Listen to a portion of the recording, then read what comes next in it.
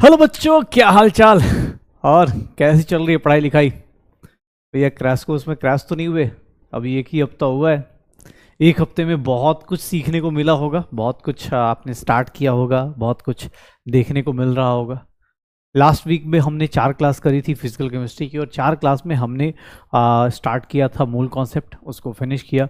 फिर मूल कॉन्सेप्ट जहाँ फिनिश हुआ वहीं से सॉल्यूशन चालू हुआ, और सॉल्यूशन चालू करके हमने ये सीखा कि भैया यहाँ तक अगर मैं बात करूँ सॉल्यूशन में, तो सॉल्यूशन में हम लोग आ गए थे आइडियल और नॉन आइडियल सॉल्यूशन तक। पक्का? चलो साथ साथ थोड़ा रिवाइज भी कर लेते हैं, रिवाइज करके फिर आगे बढ़ते चलेंगे। कॉन्सेंट्रेशन टर्म्स हमने लास्ट में किया था, और कॉन्सेंट्रेशन टर्म्स के बहुत सारे फॉर्मूले हमने बात करी थी। हम लोग याद करो मोलैरिटी का ये फॉर्मूला भी हम सिंपल जो मेन चीजें हैं वही रिलेट कर देते हैं। Molar mass of solute 10x d/m, molar mass of solute पढ़ लिया था। मोलैरिटी का एक फॉर्मूला और पढ़ा था। मोलैरिटी का एक फॉर्मूला हम लोगों ने, मोलैरिटी कह रहा हूं, ये मोलैरिटी का फॉर्मूला मोलैरिटी के साथ रिलेट किया था 1000 times capital M, 1000 times D, 1000 times D minus M into molarity into molar mass of solute पढ़ा था। ये भी एक फॉर्मूला पढ़ा था। और मोलैलिटी का एक फॉर्मूला और था सर, मोलैलिटी स्मॉल m का फॉर्मूला था मोल fraction of solute divided by mole fraction of solvent into 1000 upon sir molar mass of solvent था। ये भी हमने पढ़ा था। ये मेन 3 रिलेशंस है जिनके ऊपर क्वेश्चन आते हैं। बाकी नॉर्मल फॉर्मूला आपको पता है सर। कैपिटल M का फॉर्मूला क्या होता है? Number of moles of solute divided by volume of solution in litres. अगर लीटर्स में नहीं है तो इसका एक फॉर्मूला जो सबसे ज्यादा यूज होता है W2/m2, 1000 अपॉन वॉल्यूम इन ml, यही यूज करेंगे, ml यूज करेंगे। मोलैरिटी के ऊपर सर मिक्सिंग अगर होगी तो मिक्सिंग के केस में मोलैरिटी ऑफ मिक्सचर हमने फॉर्मूला पढ़ा था कि मोलैरिटी ऑफ मिक्सचर क्या होगा? m1v1 plus m2v2 divided by volume of mixture. और volume of mixture normal case में v1 प्लस v2 होता है, लेकिन हाँ कहीं कहीं पे क्वेश्चन में आ जाए तो सॉल्वेंट पानी डाल के उसका सॉल्यूशन का वॉल्यूम चेंज कर सकते हैं। सिमिलरली अगर मैं बात करूं डाइल्यूशन की, तो डाइल्यूशन में भी, या फिर कॉन्सेंट्रेशन की बात करूं तो डाइल्यूशन हो चाहे कॉन्सेंट्रेशन हो, इन सब में एक चीज कॉमन थी, m1v1 is equals to m2v2। मतलब number of moles of solute क्या रहेगा? कॉमन रहेगा। Number of moles of solute क्या रहेगा? कॉमन रहेगा। पक्का? ये चीजें हमने पढ़ी हुई हैं, श्योर हो? अच्छा, मुझसे किसने बोल दिया कि सर मोलैरिटी ये है, मोलैरिटी ये है। अब ये देख लो, कैपिटल M स्मॉल m लेके हम लोग बात कर सकते हैं। अच्छा, और क्या हो सकता है? तो सर और हम लोग बात करें तो हमने एक चीज और पढ़ी थी, मोलैलिटी पढ़ी थी। मोलैलिटी का फॉर्मूला क्या था? तो मोलैलिटी का फॉर्मूला था sir number of moles of solute divided by mass of solvent in kg। Mass of solvent in kg, moles per kg आया था। या फिर इसका फॉर्मूला देखें तो W2/m2 इंटू 1000 अपॉन क्या हो जाएगा? इंटू 1000 अपॉन सर W1 किस में आ जाएगा? ग्राम में आ जाएगा। तो ये भी एक फॉर्मूला आ गया था, ये भी एक तरीका आ गया था मोलैलिटी निकालने का। तो ये हमने कॉन्सेंट्रेशन टर्म्स की जो मेन चीजें थी। बाकी ppm, ppb, mass by mass, mass by volume, volume by mass, ये सब चीजें आपको बहुत नॉर्मल सी थी, हम लोग देख सकते थे। लेकिन हाँ, ये वाली चीजें हमें ध्यान रखनी थी, मोलैलिटी, और इसकी बात हमें करनी थी। पक्का? तो मोलैलिटी हो गई, मोलैरिटी हो गई, ये सारी चीजें, मिक्सिंग हो गया, डाइल्यूशन हो गया, ये केसेस हमने कर रखे थे। फिर कॉन्सेंट्रेशन टर्म जैसे ही फिनिश किया, हमारे पास सॉल्युबिलिटी का वर्ड आ गया था। और सॉल्युबिलिटी क्या होता था? तो सॉल्युबिलिटी ऑफ, भैया सॉल्युबिलिटी किसके बारे में बात करते थे? तो हमने बात की थी सॉलिड इन लिक्विड की। Solubility of solid in liquid 3 parameters पे डिपेंड करता है। कौन कौन से? कि सर एक तो नेचर ऑफ लिक्विड क्या है, किस टाइप का लिक्विड। सर सॉल्वेंट की बात करें, नेचर ऑफ लिक्विड, या फिर सॉल्वेंट का लेवल क्या था, नेचर ऑफ लिक्विड, या फिर सॉल्वेंट क्या था। दूसरा, नेचर ऑफ सॉलिड क्या था, नेचर ऑफ सॉलिड क्या था, कि भाई कौन सा सॉल्यूट, सॉल्यूट कैसा था। Sir polar dissolves polar, non polar, like dissolves like की बात कर रहे थे, तो लाइक डिजॉल्व्स लाइक हो गया। और यहाँ पर अगर लिक्विड की बात की जाए तो यहाँ टेम्परेचर के रिस्पेक्ट में देखेंगे तो सर अगर एक्सोथर्मिक है, तो आपका सर एक्सोथर्मिक के केस में और एंडोथर्मिक के केस में हमने चाय का एग्जांपल लिया था कि एंडोथर्मिक होगा तो टेम्परेचर बढ़ाओगे सर सॉल्युबिलिटी क्या होगी, बढ़ेगी। टेम्परेचर बढ़ाओगे सॉल्युबिलिटी क्या होगी, बढ़ेगी। लेकिन अगर एक्सोथर्मिक में देखोगे टेम्परेचर बढ़ाओगे सॉल्युबिलिटी क्या हो जाएगी, कम हो जाएगी। तो यही सब चीज़ें थी जो हमने पढ़ी थी, टेम्परेचर हो गया। इसका कोई रिलेशन नहीं है किसके साथ, प्रेशर के साथ कोई रिलेशन नहीं होता, प्रेशर के साथ कोई रोल नहीं प्ले करता, सॉलिड इन लिक्विड की बात करें तो प्रेशर के साथ कोई रोल प्ले नहीं करता है, सर ये हमने पढ़ लिया। Solubility of gas in liquid की बात करेंगे, तो यहां पर देखोगे बहुत ही प्यारा सा एक चीज आएगा।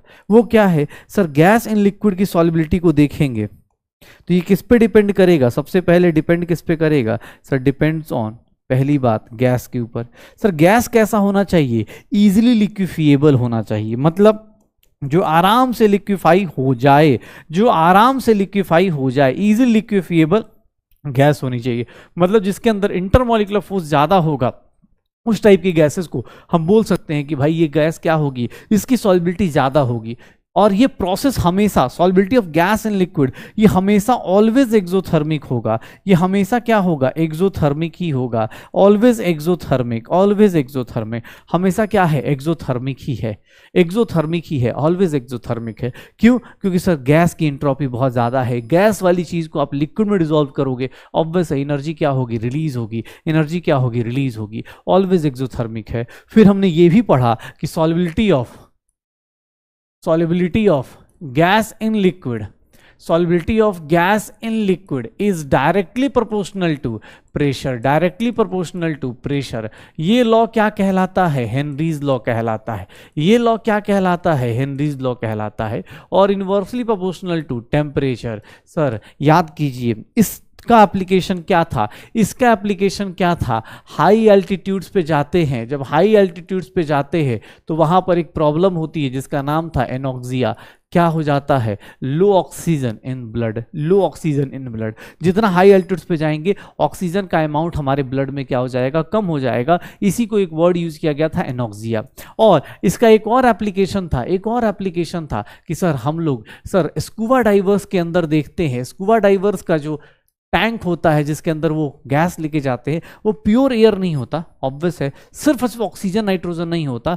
रीजन कि जब वो अंदर जाएंगे प्रेशर ज्यादा हो जाएगा, ऑक्सीजन और नाइट्रोजन गैस ब्लड में ज्यादा डिसॉल्व हो जाएंगे, तो ऑब्वियस रिटर्न आते टाइम क्या होगा, और वो क्या करने वाले हैं, तो सर उनको प्रॉब्लम होगी, नाइट्रोजन गैस बबल्स के फॉर्म में बाहर निकलेगा।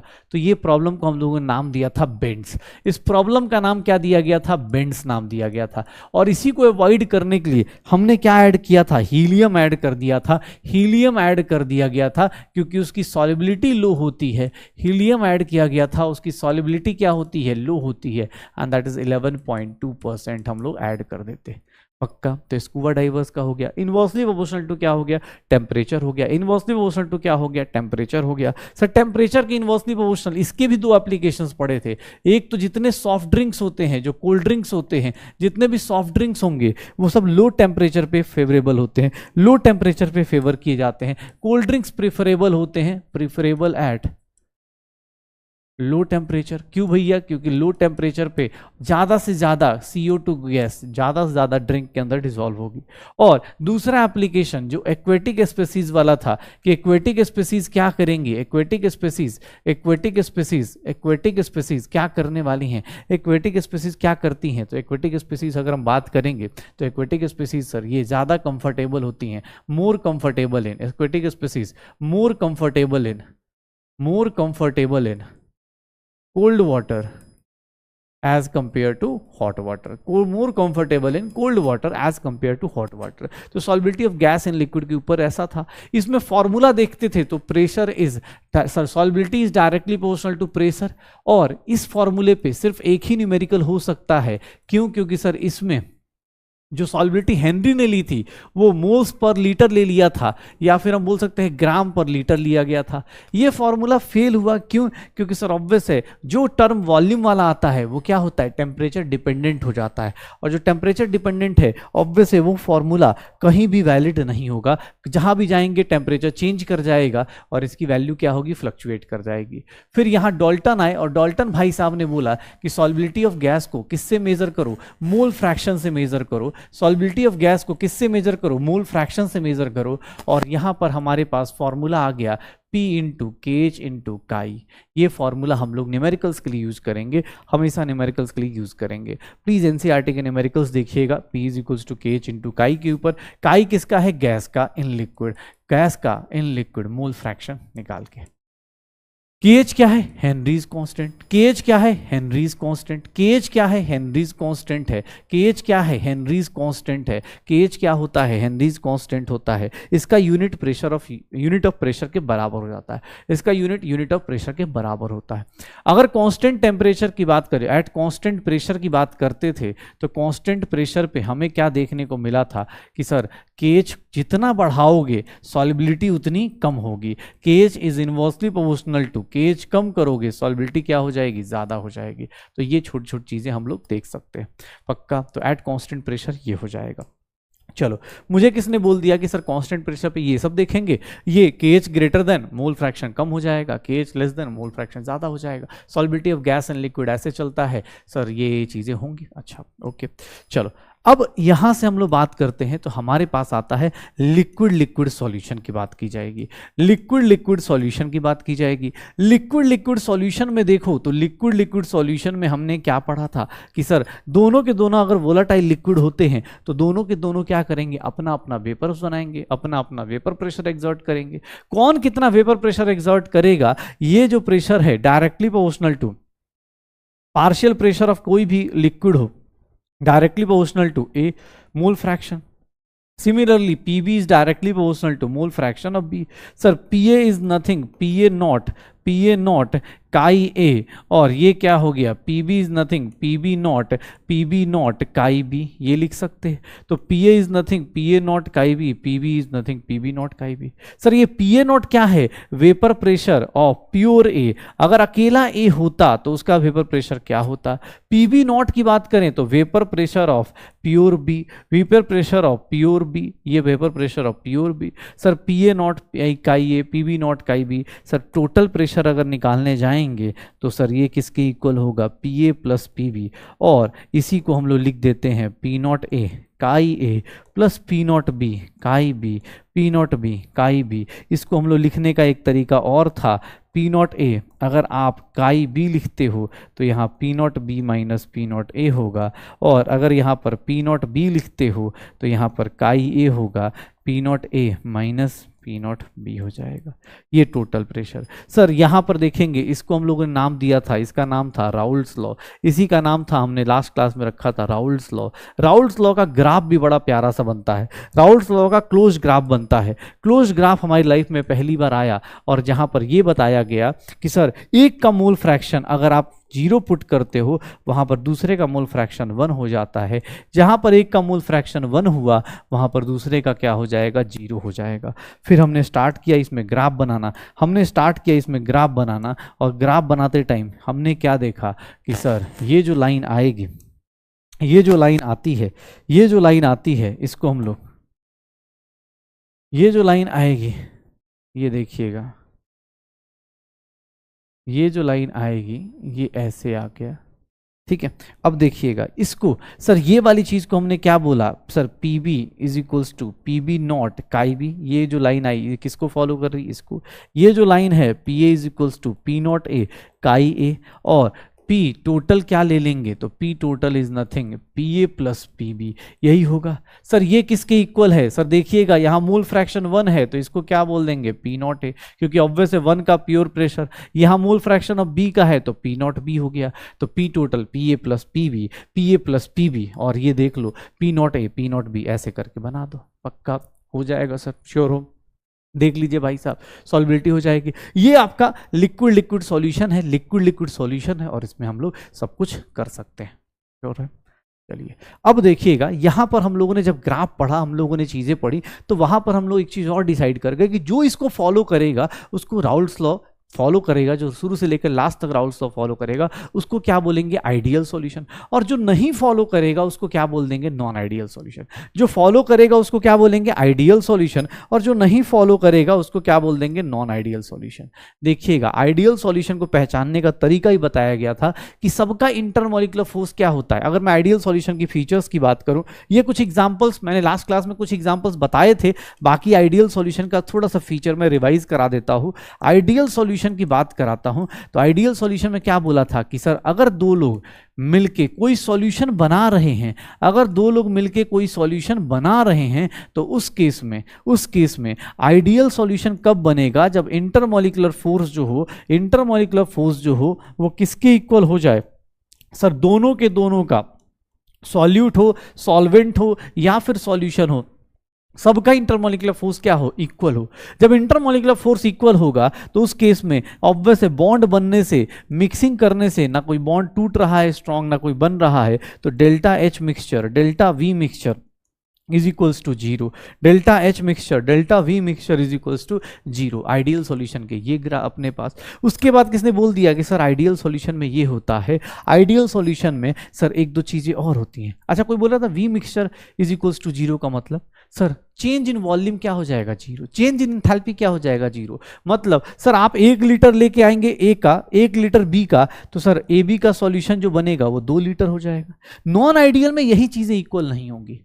आइडियल में क्या है, बॉन्ड ऑलमोस्ट इक्वल है तो कोई टेंशन है ही नहीं, आप कर दो। अच्छा दूसरी बात, आइडियल सॉल्यूशन के बाद अगर बात करें, आइडियल सॉल्यूशन के बाद अगर बात करें तो यहां देखिएगा आइडियल सॉल्यूशन के बाद अगर हम लोग बात की जाए तो डेल्टा वी। अच्छा आइडियल सॉल्यूशन में हमने ये भी पढ़ा था कि सर यहां पर पी ए की वैल्यू पी नॉट ए का ये होता है, पीबी की वैल्यू पी नॉट बी काई भी होता है, पी नॉट बी काई भी होता है, और यहाँ पर P total straight line follow करेगा, P nought A chi A plus P nought B chi B plus P nought B chi B आ जाएगा, यही होगा, P nought B chi B आ जाएगा। Ideal solution, non ideal solution, इन सबको, ये आइडियल सॉल्यूशन का बेसिक फीचर था, लेकिन नॉन आइडियल में इन सबका अलग होगा। सर आइडियल सॉल्यूशन पहचानने के कुछ एग्जांपल्स मैं लेके आया हूं, आप शांत देख लीजिएगा आइडियल सॉल्यूशन कौन कौन से हैं जिनका इंटरमॉलिक्यूलर फोर्स क्या हो, सेम हो। तो हेक्सेन और हेप्टेन मैंने बताया भी था।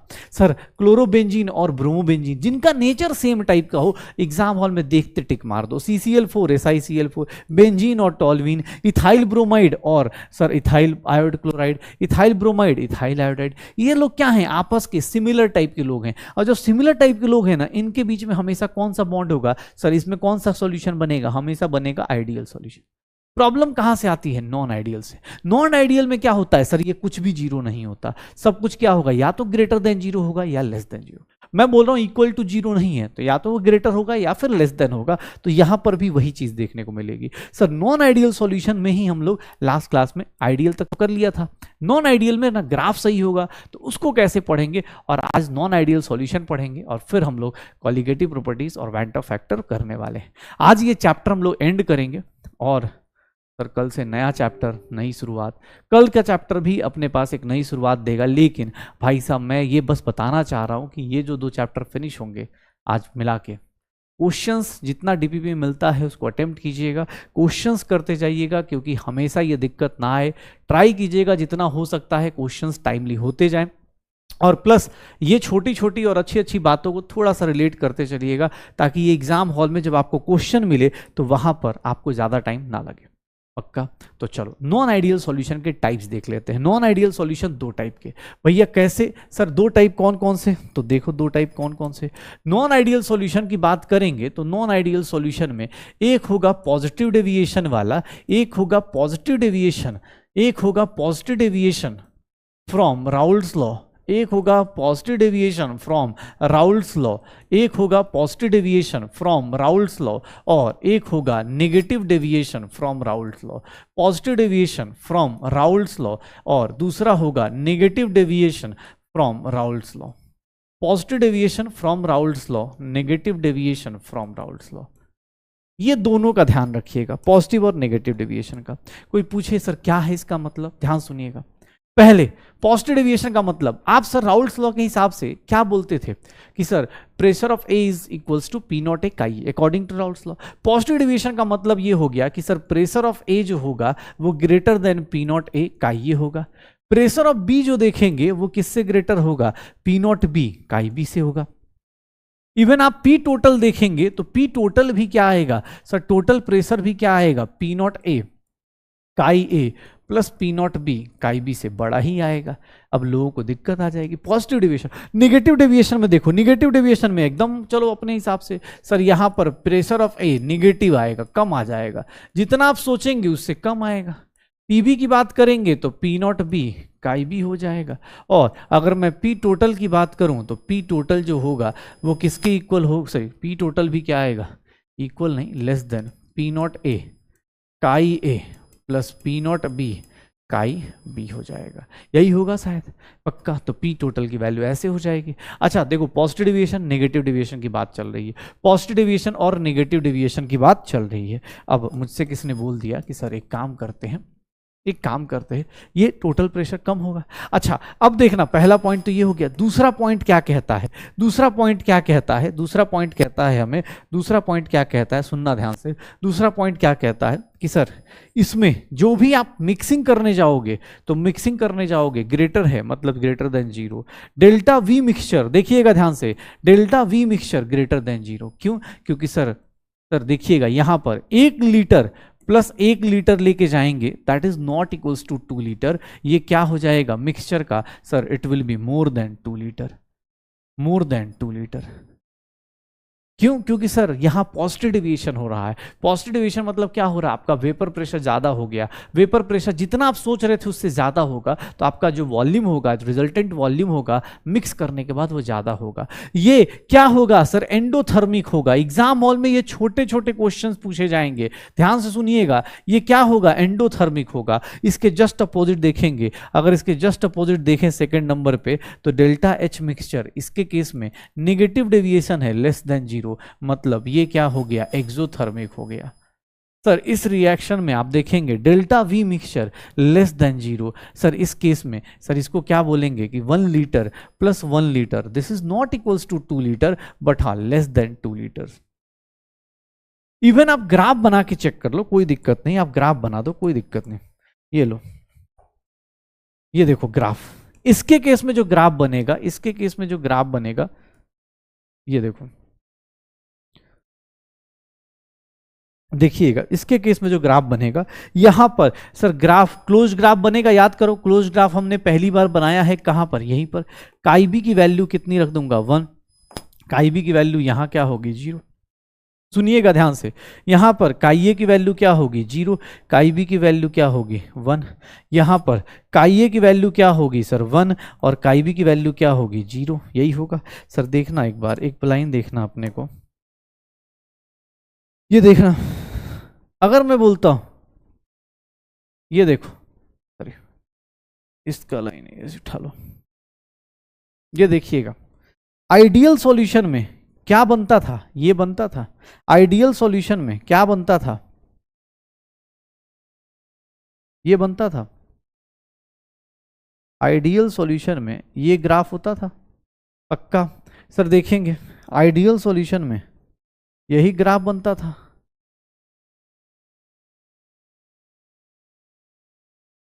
सर स्ट्रेट लाइन फॉलो करता था आइडियल सॉल्यूशन में, देखना स्ट्रेट लाइन फॉलो करता था, ये आइडियल सॉल्यूशन था।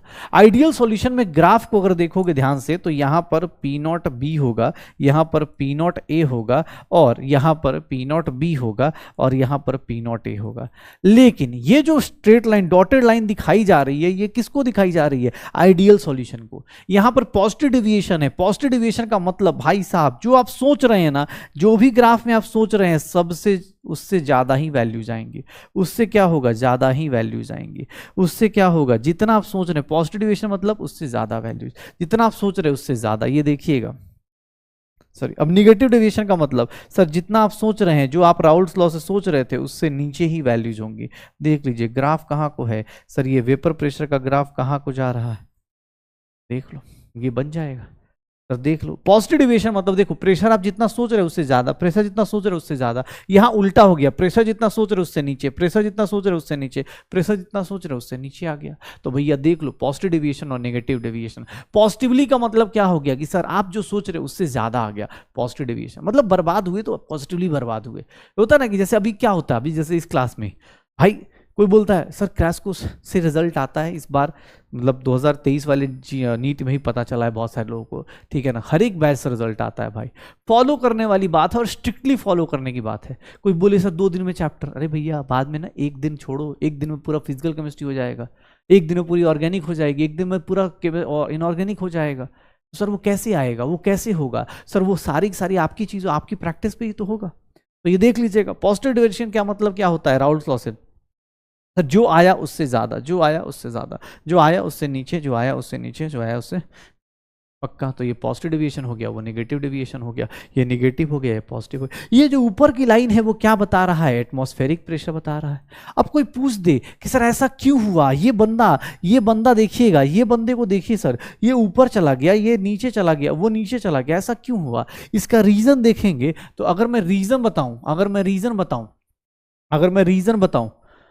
रीजन बताऊं तो भैया रीजन क्या होगा, देखिएगा ध्यान सुनिएगा। थर्ड पॉइंट सर ये पॉजिटिव डेविएशन था ना, इधर हमने क्या लिखा था, पॉजिटिव डेविएशन का पॉइंट, इधर हम लोग क्या लिख रहे हैं, पॉजिटिव डेविएशन का पॉइंट, इधर हम लोग क्या लिखना चाह रहे हैं, नेगेटिव डेविएशन के पॉइंट्स। ध्यान सुनना अपने पास क्या होना चाह रहा है पॉजिटिव और नेगेटिव डेविएशन का। पॉजिटिव डेविएशन का पॉइंट क्या होगा कि सर यहां पर भी सर सॉल्यूशन तो वही बनेगा, ए और ए मिलके क्या बनाएंगे, 2ab बनाएंगे। यहां भी सर ए और ए मिलके क्या बना रहे हैं, ए और बी मिलके क्या बना रहे हैं, 2ab बना रहे हैं। दोनों में सॉल्यूशन सेम बन रहा है। लेकिन अगर पॉजिटिव डेविएशन की बात करें तो इसका रीजन पता है क्या हो जाता है, सर आपका वेपर प्रेशर कब ज्यादा होगा, वेपर प्रेशर किस पे, सर वेपर प्रेशर किसका ज्यादा होता है, जिसका इंटरमॉलिक्यूलर फोर्स क्या हो जाए, कम हो जाए। क्यों, क्योंकि आपका इंटरमॉलिक्यूलर फोर्स कम होगा, वीक होगा, तो आप ज्यादा से ज्यादा वेपर्स बनाएंगे। तो यही बेसिक कॉन्सेप्ट याद रखिएगा कि भैया वेपर प्रेशर जो होता है, वेपर प्रेशर की बात करें तो यहां पर इंटरमॉलिक्यूलर फोर्स जो होगा, सर इंटरमॉलिक्यूलर फोर्स का जो ऑर्डर देखेंगे वो ए का या फिर बी का ग्रेटर होगा किससे, ए बी से। मतलब जो सॉल्यूशन बना वो वीक बॉन्ड का बन रहा है, इसीलिए सर पहले आप जितना सोच रहे थे उससे ज्यादा वेपर्स लेके आ जाएगा ए बी वाला। क्यों, क्योंकि सर इंटरमॉलिक्यूलर फोर्स क्या हो रहा है, वीक हो रहा है। ऐसा कोई भी जगह, ऐसे कोई भी एग्जांपल्स जहां पर आपका इंटरमॉलिक्यूलर फोर्स वीक हो जाए, समझ जाइएगा कि भैया उसमें क्या हो रहा है, पॉजिटिव डेविएशन। अगर ऐसी कोई भी जगह जहां इंटरमॉलिक्यूलर फोर्स स्ट्रांग हो जाए, इस केस में देखेंगे तो इसका रीजन क्या होगा, ऐसा क्यों हुआ, रीजन फॉर नेगेटिव डेविएशन कि यहां पर सर जो आपका बॉन्ड है ना वो स्ट्रांग बन जाए। मतलब आफ्टर सॉल्यूशन, जो सॉल्यूशन में जाके स्ट्रांग बॉन्ड बना ले, उससे कौन सा डेविएशन होगा, नेगेटिव। जैसे हम बोलते हैं ना कि भाई दोस्ती अपनी अच्छी होती है, लेकिन जब ज्यादा इन्वॉल्व ना हो जाओ। पता चला दोस्ती करी सर, मिल के पढ़ाई करेंगे, ग्रुप स्टडी करेंगे, और पता चला ग्रुप में ही इतना खो गए कि अब दिन भर स्टडी के नाम पे क्या चल रहा है कि भैया शाहरुख खान की मूवी आ रही है, सलमान खान का ये चल रहा है, वो चल रहा है, इंडिया इतना स्कोर मार दिया, वो इतना स्कोर जीत गया, अश्विन ने 500 लिए तो उसने 600 विकेट ले लिए, ये सब डिस्कशन चल रहा है। इतना भी नहीं, मतलब डेविएशन आप बॉन्ड बनाओ, ठीक है, आप दोस्ती करो, लेकिन किस टाइप की दोस्ती करो, पॉजिटिव डेविएशन, मतलब एक दूसरे को सपोर्ट कर दो भाई, ठीक है ना, पॉजिटिवली डेविएट करो कि ठीक है यार वो नहीं पढ़ाई कर रहा तो उसको डांट के पढ़वा दो। अब ऐसा हो गया, पता चला एक डूबा साथ में सब डुबा दिया एक साथ, तो ये क्या है, नेगेटिव डेविएशन है। मतलब ये पॉजिटिव डेविएशन और ये क्या हो गया, नेगेटिव डेविएशन। दोनों के रीजंस क्या है, अलग अलग। दोनों के रीजंस क्या है, बिकॉज इसमें इंटरमॉलिक्यूलर फोर्स क्या बनेगा, वीक बनेगा। तो ऑब्वियस देखोगे सर जैसे ही थोड़ा सा भी हीट देंगे ज्यादा फॉर्मेशन हो जाएगा, इसीलिए इसका वेपर प्रेशर ज्यादा आ रहा है, उसका वेपर प्रेशर कम आ रहा है, क्योंकि वो साथ में डूब रहे हैं। पक्का। तो सर ये देख लीजिए पॉजिटिव और नेगेटिव डेविएशन का मेजर रीजन क्या होता है। दूसरी चीज सर ये देख लो, पीए प्रेशर ज्यादा होगा, डेल्टा एच मिक्सचर। अच्छा, किसी भी टाइप का सॉल्यूशन क्यों ना हो, चाहे वो पॉजिटिव डेविएशन हो, चाहे नेगेटिव डेविएशन हो, चाहे आइडियल हो, चाहे नॉन आइडियल हो, देखिएगा यहां पर देखिएगा, अगर मैं इसको थर्ड पॉइंट बोल देता हूं। अब देखो पॉजिटिव डेविएशन के बाद अब हम लोगों की लाइफ में क्या आता है, फोर्थ पॉइंट पे देखोगे तो फोर्थ पॉइंट पे हम लोग बात करेंगे। यहां पर देखो, चलो बॉइलिंग पॉइंट किसको बोलते हैं, इसको बॉइलिंग पॉइंट बोला जाता है कि जिस पॉइंट पे, जिस टेम्परेचर पे आपका लिक्विड का वेपर प्रेशर जो हो, लिक्विड का जो वेपर प्रेशर हो वो किसके इक्वल हो जाए, एटमॉस्फेरिक प्रेशर के। अगर मैं बॉइलिंग पॉइंट की बात करूंगा तो बॉइलिंग पॉइंट क्या होगा, ध्यान से देखना, बॉइलिंग पॉइंट क्या होता है, टेम्परेचर एट विच जो वेपर प्रेशर ऑफ लिक्विड है वो किसके इक्वल हो जाए, वेपर प्रेशर ऑफ लिक्विड किसके इक्वल हो जाए, एटमॉस्फेरिक प्रेशर के। यही होगा शायद, जिस टेम्परेचर पे vapour pressure of liquid atmospheric pressure के इक्वल हो जाए उसी को हम लोग क्या बोलना शुरू कर देंगे कि सर ये क्या है, ये क्या है, ये अपने पास अगर हम इसको बात करेंगे तो इसको क्या बोल देंगे कि सर ये हम लोगों के लाइफ में बॉइलिंग पॉइंट में देखेंगे तो ये बॉइलिंग पॉइंट क्या कहलाएगा, जिस वेपर प्रेशर जिस टेम्परेचर पे उसका वेपर प्रेशर किसके इक्वल हो जाए, जिस टेम्परेचर पे इक्वल हो जाए वेपर प्रेशर ऑफ लिक्विड, उसी को हम लोग बोल देंगे कि भैया तू क्या है, तू क्या है भाई, तो तू अपने पास अगर मुझसे बोल दिया जाए तो ये बोल दिया जाएगा। ठीक है, ध्यान से देना, vapour pressure of liquid is atmospheric pressure.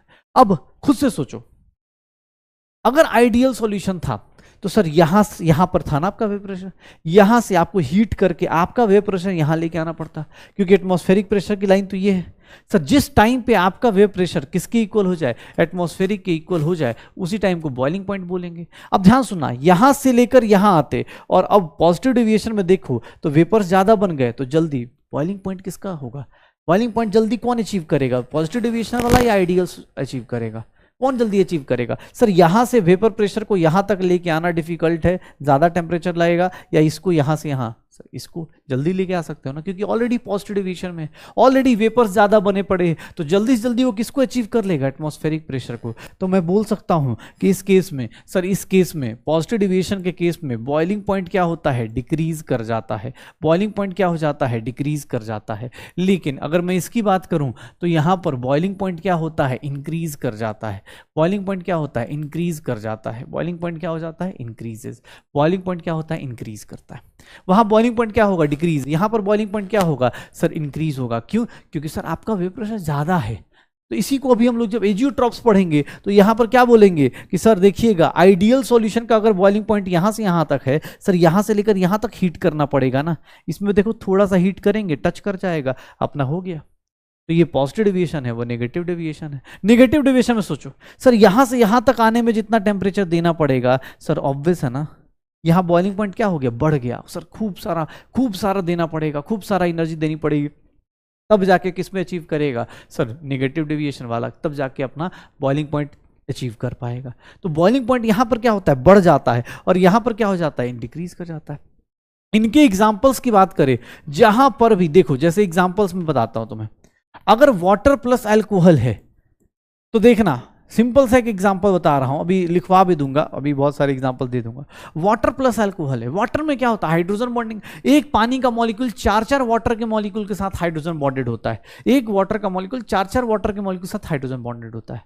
अब लोगों को क्या लगता है, ऑर्गेनिक में जैसे पढ़ते हैं ना कि अल्कोहल इज वाटर सॉल्युबल, तो लोगों को लगता है अल्कोहल और वाटर में बॉन्ड बन जाता है, तो इसीलिए सर पॉजिटिव डिविजन नहीं होगा, नेगेटिव डिविजन होगा। नहीं, water plus alcohol positive division दिखाएगा। क्यों, क्योंकि सर अल्कोहल अपने आप में होगा, अब वाटर के 4 हाइड्रोजन बॉन्ड बने पड़े, जैसे ही उसके बगल में, तुम खुद सोचो, ये रहा, इसके अराउंड 4 वाटर के मॉलिक्यूल्स जो हैं घूम रहे हैं। क्यों, क्योंकि यहाँ H से बॉन्डेड है, लोन पेयर बॉन्डेड है। अब अल्कोहल लेके आए तो ऑब्वियस है वाटर के साथ छोटा वाटर मॉलिक्यूल आराम से 4 बॉन्डेड था। अल्कोहल क्या होता है, बड़ा सर, ROH होगा, कम से कम एक कार्बन का, तो थोड़ा बड़ा होगा सर, उसकी हाइड्रोजन बॉन्डिंग क्या कर देगा, कम कर देगा। और जहां बॉन्ड वीक हुआ, पहले वाटर 4 बॉन्ड बना के बैठा था, अब जैसे ही अल्कोहल आएगा इसके वाटर के बॉन्ड्स क्या हो जाएंगे, डिक्रीज कर जाएंगे, कम हो जाएंगे। पहले 4 थे, आज क्या हो गए, कम हो गए, 3 ही बन रहे, 2 ही बन रहे हैं, तो वाटर के बॉन्ड्स तो वीक हो गए ना सर। तो ये कौन सा डेविएशन शो करेगा, पॉजिटिव डेविएशन शो करेगा। तो ये ध्यान रखिएगा, वाटर प्लस अल्कोहल, लोगों को लगता है अरे वाटर प्लस अल्कोहल क्या होगा, सर वाटर प्लस अल्कोहल होगा, नेगेटिव डेविएशन नहीं। हाँ, इसके एग्जांपल्स देखिएगा, थोड़ा ध्यान से एग्जांपल्स देखिएगा, इसके एग्जांपल्स देखेंगे, वाटर प्लस एसिड। क्यों भाई, वाटर प्लस एसिड क्या हो जाता है, सर देखो, अगर कोई भी एसिड ले लो, मान लो HCl ले लेते हैं या HNO3 ले लेते हैं, ठीक है। HNO3 क्या है, कोवेलेंट बॉन्ड है। HNO3 क्या है, कोवेलेंट बॉन्ड है। पानी भी अपना हाइड्रोजन बॉन्ड बना के बैठा हुआ है, पानी हाइड्रोजन बॉन्ड बना के बैठा हुआ है। जैसे ही HNO3 पानी में गया, HNO3 किस में टूट जाता है, H+ और NO3- में टूट जाता है। H प्लस और NO3 माइनस में टूटेगा, आयनिक बॉन्ड बनाएगा। पहले हाइड्रोजन बॉन्ड बन रहा था, अब क्या बनाना शुरू कर देगा, आयनिक बॉन्ड। तो मतलब क्या हो गया, स्ट्रॉन्ग बनेगा या वीक बनेगा, ऑब्वियस है स्ट्रॉन्ग बॉन्ड बनेगा। अब स्ट्रॉन्ग बॉन्ड बना तो मतलब क्या हो गया, नेगेटिव डेविएशन। स्ट्रॉन्ग बॉन्ड बना तो क्या हो जाएगा, negative deviation. Sir weak bond बना तो पॉजिटिव डेविएशन, वीक बॉन्ड बना तो पॉजिटिव डेविएशन, वीक बॉन्ड बनेगा तो पॉजिटिव डेविएशन, स्ट्रॉन्ग बॉन्ड बनेगा तो नेगेटिव डेविएशन। तो वाटर के अंदर अगर एसिड डालते हो तो सर वाटर के अंदर एसिड क्या बनाता है, वाटर के अंदर एसिड देखोगे तो क्या बनाएगा, वाटर के अंदर एसिड नेगेटिव डेविएशन बनाएगा। वाटर के अंदर एसिड नेगेटिव डेविएशन बनाता है, वाटर के अंदर अल्कोहल पॉजिटिव डेविएशन बनाता है। अब ऐसे बहुत सारे एग्जांपल्स होंगे, जहां भी बॉन्ड वीक हुआ, जहां भी बॉन्ड वीक हुआ उस साइड पे देखोगे, जहां भी बॉन्ड वीक हुआ। अब जैसे एनसीईआरटी के जो एग्जांपल्स है ना भाई साहब, एनसीईआरटी के जो एग्जांपल्स हैं कि सर ये वाले एग्जांपल्स आपको याद रखने पड़ेंगे। जैसे देखो ना, इथेनॉल प्लस एसीटोन, ये एनसीईआरटी के एग्जांपल्स हैं। Ethanol plus acetone, ethanol plus acetone का मतलब ये देखिएगा सर, इथेनॉल में हाइड्रोजन बॉन्डिंग है, एसीटोन में क्या है, डाइपोल डाइपोल इंटरेक्शन है। इथेनॉल में हाइड्रोजन बॉन्डिंग है और एसीटोन में क्या है, लेकिन अगर वही एसीटोन के अंदर क्लोरोफॉर्म डाल दो, क्लोरोफॉर्म के साथ एसीटोन डाल दो। सर ये एनसीईआरटी के एग्जांपल्स हैं जो आपको याद रखने हैं। एसीटोन के अंदर इथेनॉल डालोगे सर, हाइड्रोजन बॉन्डिंग कम हो जाएगी, बेचारे का पॉजिटिव डेविएशन आएगा। लेकिन अगर क्लोरोफॉर्म के अंदर एसीटोन डालोगे तो अपने पास बॉन्डिंग स्ट्रांग हो जाएगी, बिकॉज इसके अंदर एसिडिक हाइड्रोजन है। ये क्या हो जाएगा, ऐसे होगा, ये क्लोरोफॉर्म हो गया। एसीटोन का मतलब ये हो गया, और ये दोनों क्या करेंगे, ये हाइड्रोजन क्या होगा, हाइड्रोजन बॉन्डिंग कर लेगा। तो जहां बॉन्ड वीक स्ट्रांग हुआ नेगेटिव डेविएशन, जहां बॉन्ड वीक हुआ पॉजिटिव डेविएशन। बाकी एग्जाम्पल्स आपके सामने हैं, एग्जाम्पल्स आपके सामने हैं, एग्जाम्पल्स मैं और लिखवा देता हूँ, एग्जाम्पल्स और बता देता हूँ। आपको याद रखना हो तो पॉजिटिव और नेगेटिव डेविएशन के एग्जाम्पल्स ये आपको साथ में दिया हुआ है। हाँ, एनसीईआरटी के हिसाब से जो इंपॉर्टेंट है वो मैं मार्क कर देता हूँ कि सर डाइसल्फाइड, ठीक है, अपने पास water plus ethanol, water plus methanol. अब देख लो, water plus ethanol, water plus ethanol, sir chloroform plus ethanol, benzene plus acetone. ये कुछ एनसीईआरटी के हाईलाइटेड एग्जांपल्स हैं, इनको ध्यान रखिएगा। मैं ऐसे याद रखता हूं कि पॉजिटिव डेविएशन कौन करेगा, पॉजिटिव डेविएशन वो करेगा जिसके कारण बॉन्ड वीक हो रहा हो। जैसे अब कोई बोले सर कैसे, सर देखिएगा, इथेनॉल है, इथेनॉल खुद से क्या कर रहा होगा, अपने अपने मॉलिक्यूल्स में क्या बनाता होगा, हाइड्रोजन बॉन्डिंग, आराम से जिंदगी में सुखी था, खुश था अपनी जिंदगी में। लेकिन तुमने क्या डाल दिया, हेक्सेन। हेक्सेन क्या करेगा, कोई हाइड्रोजन बॉन्डिंग नहीं करेगा। बस दो इथेनॉल अगर बेचारे हाइड्रोजन बॉन्डिंग बना के बैठे होंगे, उनके बीच में घुस जाएगा, बोलेगा भैया हम भी हैं, हम भी हैं। ऑब्वियस है, वो इथेनॉल की हाइड्रोजन बॉन्डिंग क्या हो गई, बॉन्ड क्या हो गया, वीक हो गया। तो इसको कौन सा डेविएशन बोलेंगे, पॉजिटिव डेविएशन बोलेंगे। तो ये चीजें आपको ध्यान रखनी है कि जहां पर भी आपका बॉन्ड वीक हुआ उसमें क्या आ जाएगा, पॉजिटिव डेविएशन। और जहां बॉन्ड स्ट्रांग हो गया, देखिएगा जहां बॉन्ड स्ट्रांग हो गया वहां पर क्या हो जाएगा, जहां बॉन्ड स्ट्रांग हो गया वहां पर देख लो, वाटर प्लस एसिड क्या हो जाएगा, वाटर प्लस एसिड क्या हो जाएगा, सर नेगेटिव डेविएशन। जिस साइड आपका बॉन्ड स्ट्रांग हुआ नेगेटिव डेविएशन। तो पॉजिटिव और नेगेटिव डेविएशन के एग्जांपल्स ये सारे हैं। बाकी आप एग्जाम हॉल में देखो, अभी टाइम है, आप आराम से एक एक दिन 2 दिन देखते रहो। एसिड प्लस बेस भी क्या होंगे, एसिड प्लस बेस क्या होगा, पॉजिटिव डेविएशन नहीं, नेगेटिव डेविएशन। क्यों, क्योंकि एसिड प्लस बेस देखते ही एक दूसरे को क्या करते हैं, लिपट जाते हैं, बोलते हैं भाई साहब यही तो जिंदगी है अपने पास, यही तो जिंदगी है। और इसीलिए ठीक है, यही जिंदगी होती है। और इसीलिए ये पॉजिटिव और नेगेटिव डेविएशन जो होंगे, नेगेटिव डेविएशन वाले, एसिड प्लस बेस क्या दिखाएगा, नेगेटिव डेविएशन दिखाएगा। एसिड प्लस बेस क्या दिखाएगा, नेगेटिव डेविएशन दिखाएगा। पक्का हो जाएगा सर। तो हम लोगों ने नॉन आइडियल सॉल्यूशन के 2 टाइप्स पढ़ लिए, थोड़ा थ्योरेटिकल पोर्शन है लास्ट वाला। अब देखना ध्यान से, एक और थ्योरी में एक्चुअली एक और सॉल्यूशन होता है जिसको हम लोग बोलते हैं, एक और सॉल्यूशन होता है नेगेटिव डेविएशन के बाद। एक और चीज होती है जिसको हम लोग बोल देते हैं एजियोट्रॉप्स। एजियोट्रॉप्स क्या है, ध्यान सुनना। एजियोट्रॉप्स क्या होते हैं, सुनिएगा। एजियोट्रॉप्स किसको बोलते हैं, एजियोट्रॉप्स क्या है सर, ये ना इनको हम बोलते हैं कांस्टेंट बॉइलिंग पॉइंट मिक्सचर्स। मतलब अगर मैं एजियोट्रॉप्स को बोलूं तो यहां पर कांस्टेंट बॉइलिंग पॉइंट मिक्सचर भी बोल देते हैं, कांस्टेंट बॉइलिंग पॉइंट मिक्सचर्स भी बोल देते हैं। ये क्या कहलाते हैं, कांस्टेंट बॉइलिंग पॉइंट मिक्सचर्स कहलाते हैं, कांस्टेंट बॉइलिंग पॉइंट मिक्सचर्स कहलाते हैं। कैसे सर, एजियोट्रॉप्स क्या हैं sir, mixtures formed by mixtures having same composition, mixtures having same composition in liquid and vapour phase. Sir जिनका कंपोजिशन सेम रहे, कहाँ कहाँ, लिक्विड एंड वेपर फेज में, लिक्विड एंड वेपर फेज में कंपोजिशन सेम रहे, and boils at constant temperature, boils at constant temperature. Constant temperature पे क्या करें, बॉयल करें, मतलब कंपोजिशन लिक्विड और वेपर फेज में सेम रहे। याद करो राउल्ट्स लॉ के हिसाब से लिक्विड फेज का कंपोजिशन क्या था, काई ए काई बी, ये क्या था, कंपोजिशन इन लिक्विड फेज था। भैया last class composition in liquid phase था। लिक्विड फेज में कंपोजिशन कैसे चेक करते हैं, इसी से चेक करते हैं, कंपोजिशन इन लिक्विड फेज। लेकिन अगर याद करो वाई ए और वाई बी, ये क्या था, लिक्विड नहीं, composition in vapour phase, composition in vapour phase. Liquid phase का कंपोजिशन और वेपर फेज का कंपोजिशन, लिक्विड फेज का कंपोजिशन और वेपर फेज का कंपोजिशन, काई ए काई बी, वाई ए वाई बी। अगर सर जहां पर एजियोट्रॉप्स के केस में, in case of azeotropes, in azeotropic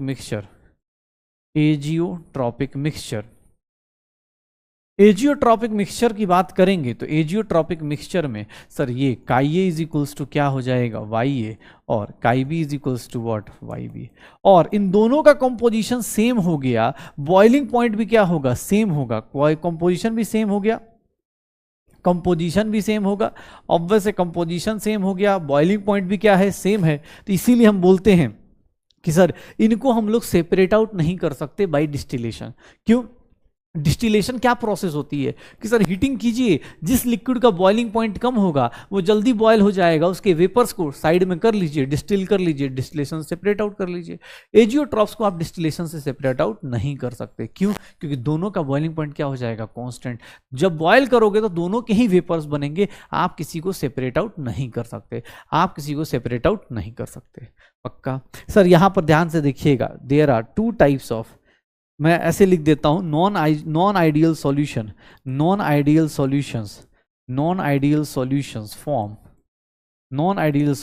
forms two types of azeotropes, दो टाइप के एजियोट्रॉप्स बनाते हैं। नॉन आइडियल सॉल्यूशन दो टाइप के एजियोट्रॉप्स बनाते हैं। दो टाइप के एजियोट्रॉप्स कौन कौन से, ध्यान सुनिएगा, टू टाइप्स ऑफ एजियोट्रॉप्स कैसे, तो एक को बोलते हैं हम लोग, first one is called, sir इसको हम लोग बोलते हैं मैक्सिमम बॉइलिंग पॉइंट एजियोट्रॉप्स, और दूसरे को हम लोग बोलते हैं, सेकंड को बोलते हैं minimum boiling point azeotropes. Sir maximum boiling point azeotropes और मिनिमम बॉइलिंग पॉइंट एजियोट्रॉप्स के लिए ज्यादा सरदर्द नहीं लेना है। अगर आपने पॉजिटिव और नेगेटिव डेविएशन समझा हुआ है तो आपको पता है बॉइलिंग पॉइंट मैक्सिमम किस केस में था, भैया बॉइलिंग पॉइंट मैक्सिमम किस केस में था, बताएंगे। मैक्सिमम बॉइलिंग पॉइंट कहाँ इंक्रीज कर रहा था, वहां था ना, मैक्सिमम किस में था, नेगेटिव डेविएशन में। क्यों, क्योंकि सर देखिए ना, मान लीजिए आइडियल है, ये नीचे नेगेटिव डेविएशन, ऊपर क्या है, positive deviation, maximum boiling point किस में होगा, नेगेटिव डेविएशन में। तो मैक्सिमम बॉइलिंग पॉइंट का एग्जांपल के लिए कुछ नहीं करना, मैक्सिमम बॉइलिंग पॉइंट एजियोट्रॉप्स किसको रिप्रेजेंट करेगा, तो मैक्सिमम बॉइलिंग पॉइंट्स मतलब कौन से, एजियोट्रॉप्स। सर ये कौन से हैं, जितने भी नेगेटिव डेविएशन वाले सॉल्यूशन होंगे, negative deviation from Raoult's law वाले जितने भी लोग होंगे, Raoult's law shows maximum boiling point azeotropes. ये क्या बनाते हैं, मैक्सिमम बॉइलिंग पॉइंट एजियोट्रॉप्स बनाते हैं, ये मैक्सिमम बॉइलिंग पॉइंट एजियोट्रॉप्स बनाएंगे। मिनिमम बॉइलिंग पॉइंट कौन बनाएगा, तो सर जितने भी लोग पॉजिटिव डेविएशन वाले होंगे, positive deviation from Raoult's law forms minimum boiling point azeotropes, क्योंकि आपका ज्यादा हो जाएगा ना। फिर से एक बार एग्जांपल याद करो, चलो अब मुझे बताओ, अगर मैं तुमसे बोलूं कि एक बात बताना, minimum boiling point maximum boiling point azeotropes में अगर मैं तुमसे बोल दूं कि एक काम करो, मैक्सिमम बॉइलिंग पॉइंट एजियोट्रॉप्स मतलब क्या हो गया, सर वाटर प्लस एसिड क्या बनाएगा, नेगेटिव डेविएशन है तो ये मैक्सिमम, और वाटर प्लस अल्कोहल क्या बनाएगा, तो सर ये पॉजिटिव डेविएशन वाला है, तो मिनिमम बॉइलिंग पॉइंट तो हो गया आपके पास। एजियोट्रॉप्स क्या होते हैं, जिनको कांस्टेंट बॉइलिंग पॉइंट मिक्सचर्स बोलते हैं, जिनको हम लोग कांस्टेंट बॉइलिंग पॉइंट मिक्सचर्स बोलते हैं, और इन्हीं को हम लोग क्या ले लेंगे, इन्हीं को हम लोग क्या ले लेंगे कि सर ये अपने पास एजियोट्रॉप्स बन जाएंगे। पक्का हो जाएगा सर, फटाफट देखो कर लेंगे। चलिए कंपोनेंट्स, ये एक लाइन है, ध्यान से देखिएगा, एनसीईआरटी की लाइन है। ये कंपोनेंट्स को हम सेपरेट आउट नहीं कर सकते डिस्टिलेशन से, क्यों, क्योंकि भैया ऑब्वियस है कंपोजिशन क्या होती है, सेम होती है, लिक्विड और वेपर फेज में सेम होती है, तो ऑब्वियस है, इसीलिए इनको हम लोग कांस्टेंट बॉइलिंग पॉइंट मिक्सचर्स बोलते हैं। इनको हम लोग क्या बोलते हैं, कांस्टेंट बॉइलिंग पॉइंट मिक्सचर्स बोलते हैं, कांस्टेंट बॉइलिंग पॉइंट मिक्सचर्स बोल देते हैं। तो ये कंपोनेंट्स होते हैं। अच्छा दूसरी चीज सर, इनकी अगर बात करें क्वेश्चंस को देखो, तो क्वेश्चंस देखिएगा, एसीटोन और क्लोरोफॉर्म, एसीटोन और क्लोरोफॉर्म, अभी एग्जांपल दिया था कि सर ये क्लोरोफॉर्म और एसीटोन क्या बनाते हैं, क्लोरोफॉर्म और एसीटोन क्या बनाते हैं, सर हाइड्रोजन बॉन्डिंग बना लेता है। जब हाइड्रोजन बॉन्डिंग बनाएगा तो बॉन्ड स्ट्रांग होगा, अगर स्ट्रांग बॉन्ड बना निगेटिव डेविएशन शो करेगा, तो 10 ml प्लस 50 ml जब मिलाओगे तो इज इक्वल्स टू 60 ml तो नहीं होगा। निगेटिव डेविएशन बनेगा तो मतलब आपका वॉल्यूम क्या हो जाएगा, लेस देन 60 ml। क्यों, क्योंकि आपको ही पता है सर, अगर आपका पॉजिटिव डेविएशन होता है तो वॉल्यूम बढ़ता है, निगेटिव डेविएशन होगा तो वॉल्यूम क्या हो जाएगा, कम हो जाएगा।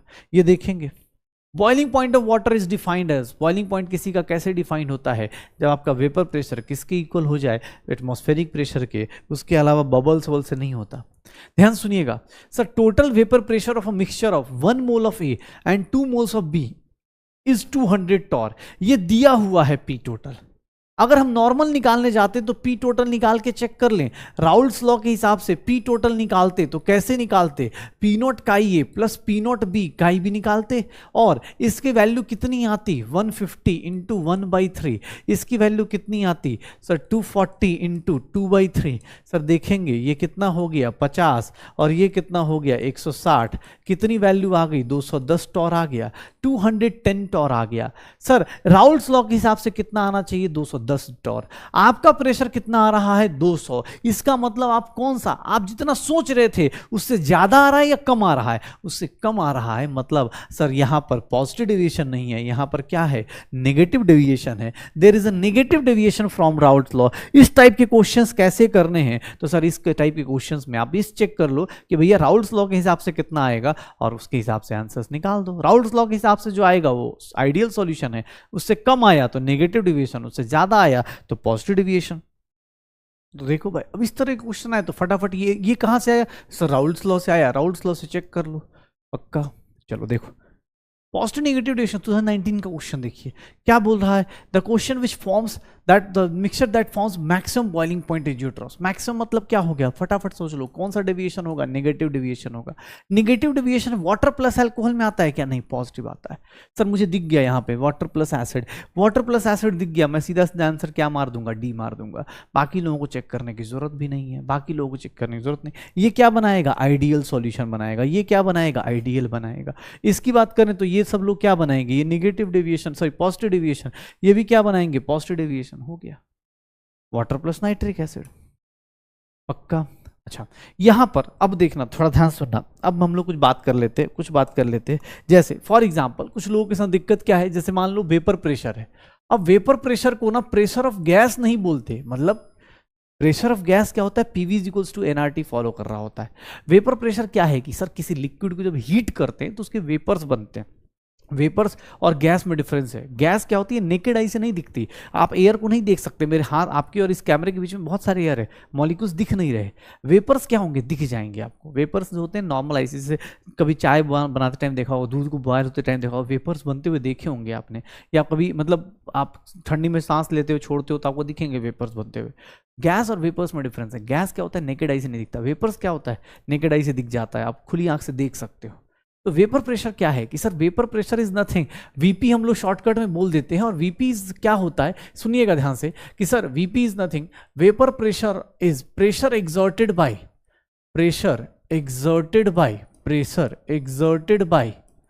Vapours of pressure exerted by vapors of liquid, vapors of liquid, pressure exerted by vapors of liquid, vapors of liquid के थ्रू जो प्रेशर एक्सर्ट करते हैं उसी को क्या बोल देंगे, vapour pressure exerted by vapors of liquid। ठीक है।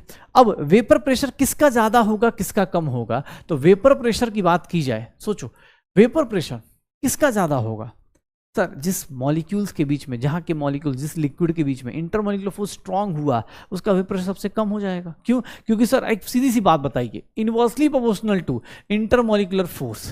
क्यों? क्योंकि सर इंटरमॉलिक्यूलर फोर्स ज्यादा है, मतलब आपके मॉलिक्यूल्स के बीच में अट्रैक्शन ज्यादा है, तो उसके वेपर्स, उस लिक्विड के वेपर्स जल्दी नहीं बनेंगे, क्योंकि उसको तोड़ना मुश्किल होगा। सर वेपर प्रेशर की बात करूं तो इनवर्सली प्रोपोर्शनल टू क्या हो जाएगा, बॉइलिंग पॉइंट होगा।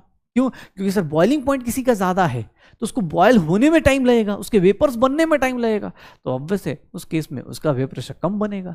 लेकिन vapour pressure is directly proportional to temperature. Temperature बढ़ाओगे सर, डायरेक्ट टेम्परेचर बढ़ाओगे, वेपर प्रेशर क्या बढ़ेगा, अपने पास बढ़ता चला जाएगा। तो वेपर प्रेशर मेनली देखोगे तीन चीजों पर डिपेंड करता है, इंटरमॉलिक्यूलर फोर्स, बॉइलिंग पॉइंट और टेम्परेचर पे।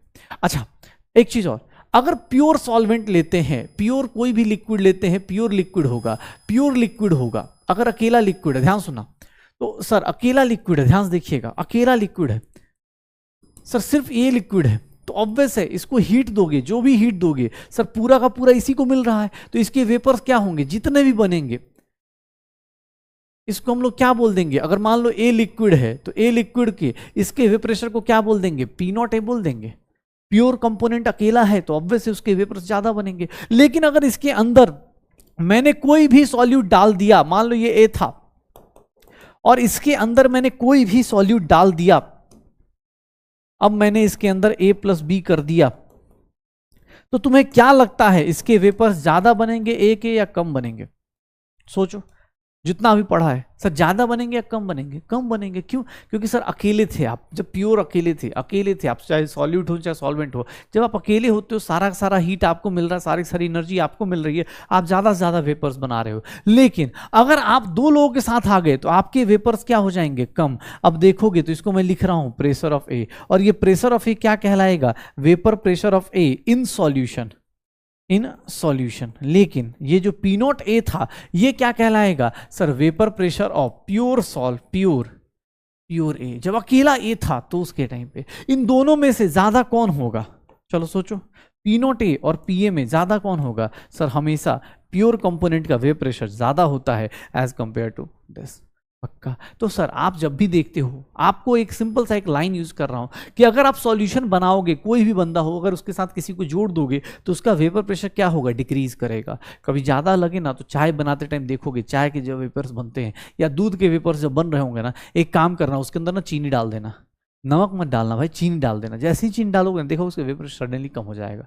क्यों? क्योंकि अब चीनी का पार्टिकल जाके कहां बैठ गया, सरफेस पे। अब हीट वही सेम हीट, आप हीट में कुछ भी मत चेंज करना, जब दूध का वेपर ऊपर आ रहा हो या चाय का वेपर ऊपर आ रहा हो, आप चीनी डाल के देखना, सडनली उसका वेपर नीचे चला जाएगा। क्यों? क्योंकि वेपर प्रेशर क्या हो जाता है, डिक्रीज।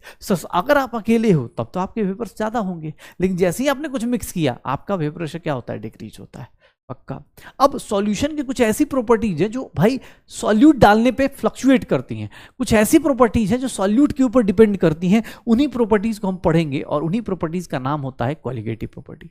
ये चार प्रॉपर्टीज हमें पढ़नी है, चार ही प्रॉपर्टीज हैं और चारों के चारों कुछ नहीं, बेसिक चीजें हैं, और उसके जो न्यूमेरिकल्स है बहुत प्यारे प्यारे से न्यूमेरिकल्स आते हैं।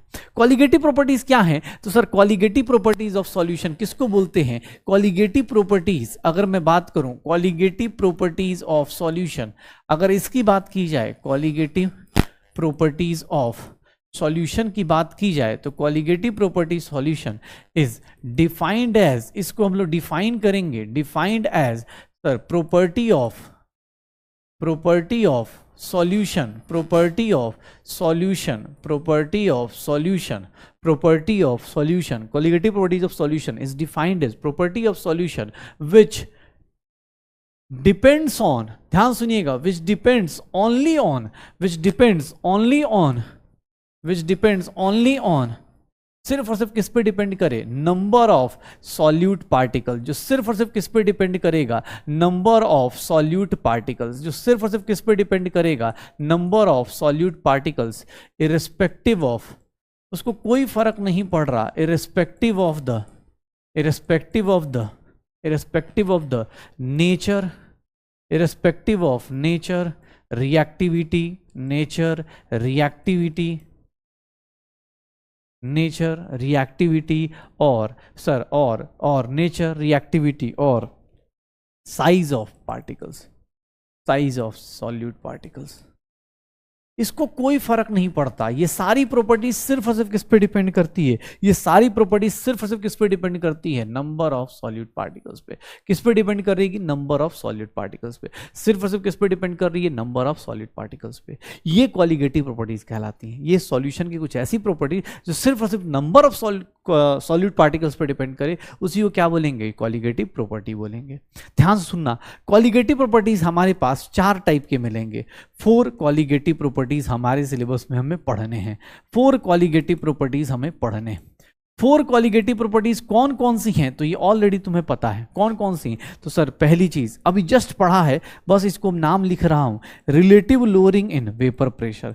इसका नाम क्या होगा, relative lowering in vapour pressure.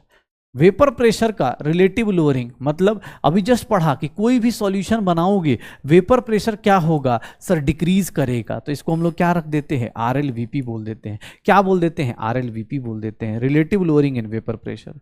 Second one, elevation in boiling point. क्या बोल देते हैं, elevation in boiling point, elevation in boiling point. Sir elevation in boiling point, इसको हम लोग क्या बोल देंगे, डेल्टा TB। सर ये क्या कहलाएगा, delta TB। Obvious vapour pressure decrease कर रहा है तो बॉइलिंग पॉइंट क्या होगा, इंक्रीज करेगा। थर्ड वन, अगर थर्ड वन की बात की जाए, depression in freezing point, depression in freezing point, depression in freezing point, depression in freezing point, delta TF। और फोर्थ वन जो थोड़ा एब्सोल्यूट वैल्यू है, that is known as osmotic pressure, osmotic pressure. ये 4 colligative properties होती हैं जिनको हमें पढ़ना है। और इनके तीनों के तीनों, पहले तीनों जो होती हैं वो रिलेटिव क्वांटिटी है, मतलब इनमें हम चेंजेस देखते हैं। लेकिन जो लास्ट वाली होती है वही हम लोग बायोमॉलिक्यूल्स में सबसे ज़्यादा यूज़ करते हैं, ये एब्सोल्यूट क्वांटिटी होती है। ये क्या होती है, एब्सोल्यूट क्वांटिटी होती है, एब्सोल्यूट क्वांटिटी होती है। ये अपने पास भैया इनकी एग्जैक्ट वैल्यू निकाल सकते हैं। इनमें क्या चेंज देखना है, relative lowering vapour pressure, depression in freezing point, elevation in boiling point, ये रिलेटिव चेंज देखते हैं। और ये क्या है, एब्सोल्यूट वैल्यू होती है। इसीलिए हम आज के टाइम पे ज़्यादा प्रेफर किसको करते हैं, ऑस्मोटिक प्रेशर को। पक्का 4 कॉलिगेटिव प्रॉपर्टीज पढ़नी है। पहली कॉलिगेटिव प्रॉपर्टीज को ध्यान सुनिएगा। पहली कॉलिगेटिव प्रॉपर्टीज क्या है, relative lowering in vapour pressure, relative lowering in vapour pressure. Sir अगर मैं इसकी बात करूं, ध्यान सुनिएगा, RLVP की अगर मैं इसकी बात करता हूं तो सुनिएगा, relative lowering in vapour pressure का मतलब क्या है। अभी जस्ट आपको थोड़ी देर पहले ही बताया कि अगर प्योर कंपोनेंट है, अगर मान लो ये प्योर सॉल्वेंट है, ये देखिएगा अगर ये प्योर सॉल्वेंट है, ये प्योर सॉल्वेंट है, प्योर सॉल्वेंट है, प्योर सॉल्वेंट है, तो इसका वेपर प्रेशर, यहां पर जो वेपर प्रेशर बनेगा, यहां पर जो वेपर प्रेशर बनेगा वो सर कितना बन जाएगा, यहां पर जो वेपर प्रेशर बनेगा वो उसको हम लोग क्या बोल देंगे, P1 नॉट। क्या होगा, vapour pressure of pure 1, sir pure 1, pure solvent 1 का बनेगा। अगर मैं इसी का सॉल्यूशन का बना दूं, ध्यान सुनना, अगर मैं ऐसा बना दूं, अब इसी के अंदर A प्लस B बना दूं या 1 के साथ 2 डाल दूं, 1 प्लस 2, 2 मतलब सॉल्यूट, 1 मतलब सॉल्वेंट, 1 मतलब सॉल्वेंट और 2 मतलब क्या हो गया, सॉल्यूट। तो तुम्हें भी पता है सॉल्वेंट का वेपर प्रेशर अब उतना नहीं रहेगा, अभी जस्ट थोड़ी देर पहले पढ़ा, अब सॉल्वेंट का वेपर प्रेशर उतना नहीं रहेगा, कितना हो जाएगा, P1। Vapour pressure of solvent या इन सॉल्यूशन, या फिर ऑब्वियस सॉल्वेंट ज्यादा होता है तो इसी को क्वेश्चन में हो सकता है वेपर प्रेशर ऑफ सॉल्यूशन भी लिख दिया जाए। क्वेश्चन में देख लीजिएगा, अगर आप अकेले हैं तो आप सॉल्वेंट हैं, आपका वेपर प्रेशर कितना होगा, P1 नॉट, बाद में कितना होगा, P1। क्यों, क्योंकि आपका कम हो गया। अच्छा कोई बोले सर सॉल्यूट का क्यों नहीं ले रहे, भैया सॉल्यूट बहुत लेस क्वांटिटी में होता है तो उसका हम उसके ऊपर ना कंपेयर करके हम किसको कंपेयर करेंगे, सॉल्वेंट के ऊपर, क्योंकि सॉल्यूशन का मेजर पार्ट क्या है, सॉल्वेंट, तो हम उसके ऊपर देखेंगे। एक बात बताइएगा सर, इतना तो पता चल गया कि P1 की value less than P1 not होगी, ये तो पहले से ही पता है। P1 की वैल्यू कितनी होगी, चलो P1 की वैल्यू बताओ। तो sir according to Raoult's law, ये कहां से पता चलेगा, अकॉर्डिंग टू राउल्स लॉ, ये तो लास्ट क्लास में ही पढ़ा था, according to Raoult's law. According to Raoult's law क्या होगा, तो सर ये लास्ट क्लास में ये पढ़ा था अकॉर्डिंग टू राउल्स लॉ। अब देखिएगा, अगर देखिएगा इसके बारे में बात करो, P1 is less than P1। Sir lowering in vapour pressure की बात की जाए, कितना वेपर प्रेशर लोअर हो रहा है, लोअरिंग इन वेपर प्रेशर की बात की जाए तो सर पहले कितना था, इतना, बाद में कितना हो गया, इतना। सर ये किसके इक्वल हो गया, P1 nought minus P1 not काई1 लिख सकते हैं, यही होगा P1 nought minus P1 not काई1। या फिर इसी को कॉमन ले लो तो P1 नॉट 1 माइनस काई1 लिख सकते हो। श्योर हो, देखना एक बार ध्यान से सुनना। लोअरिंग इन वेपर प्रेशर की बात कर रहे हैं, लोअरिंग इन वेपर प्रेशर की बात कर रहे हैं। अब मुझसे किसने बोल दिया कि सर ये वेपर प्रेशर लोअरिंग, मुझे क्या निकालना है, रिलेटिव लोअरिंग। अच्छा, इसको कॉलिगेटिव प्रॉपर्टी क्यों नहीं बोल सकते, इसको कॉलिगेटिव प्रॉपर्टी क्यों नहीं बोल सकते लोअरिंग इन वेपर प्रेशर को, सर क्योंकि ना ये किस पे डिपेंड कर रहा है, सॉल्वेंट पे भी डिपेंड कर रहा है, ये सॉल्वेंट पे भी डिपेंड कर रहा है। इसको आप क्या बोलेंगे, P1 नॉट काई2 लिख सकते हैं। क्यों, क्योंकि हमें पता है काई1 प्लस काई2 सॉल्यूट और सॉल्वेंट का मोल फ्रैक्शन ऐड करते हैं तो कितना होता है, 1 होता है। काई1 प्लस काई2 की वैल्यू कितनी हो जाएगी, 1 हो जाएगी। तो सर 1 माइनस काई1 को क्या लिखेंगे, काई2। ध्यान से देखिएगा, लोअरिंग वेपर प्रेशर, इसको delta P is equals to P1 nought काई2 लिख सकता हूं। सर ये अपने पास कॉलिगेटिव प्रॉपर्टी नहीं है क्योंकि ये सॉल्यूट पे भी डिपेंड कर रहा है, सॉल्वेंट पे डिपेंड कर रहा है। तो मैं एक काम करता हूं, delta P upon P1 not कर देता हूं and that is known as relative lowering in vapour pressure. Relative lowering in vapour pressure कैसे, सर हम लोग क्या कर रहे हैं, change in pressure divided by, sir initially कितना वेपर प्रेशर था, प्योर कंपोनेंट का कितना था, तो रिलेटिव चेंज निकाल रहे हैं कि सर कितना कम आया एज कंपेयर टू दिस। तो relative lowering in vapour pressure is nothing, ये क्या हो जाएगा, P1 nought minus P1 upon P1 not, delta P upon P1 not की वैल्यू किसके इक्वल आ गई, काई2 अपॉन N2 प्लस N1। देख लो, इसी को याद रखिएगा, इसी को याद रखिएगा, इसको याद रखिएगा। Relative lowering in vapour pressure का जो फॉर्मूला होता है, relative lowering in vapour pressure का जो फॉर्मूला होता है that is P1 nought minus P1 upon P1 nought, P1 nought minus P1 upon P1 nought that is equals to काई2 N2 upon N1 plus N2। पक्का हो जाएगा।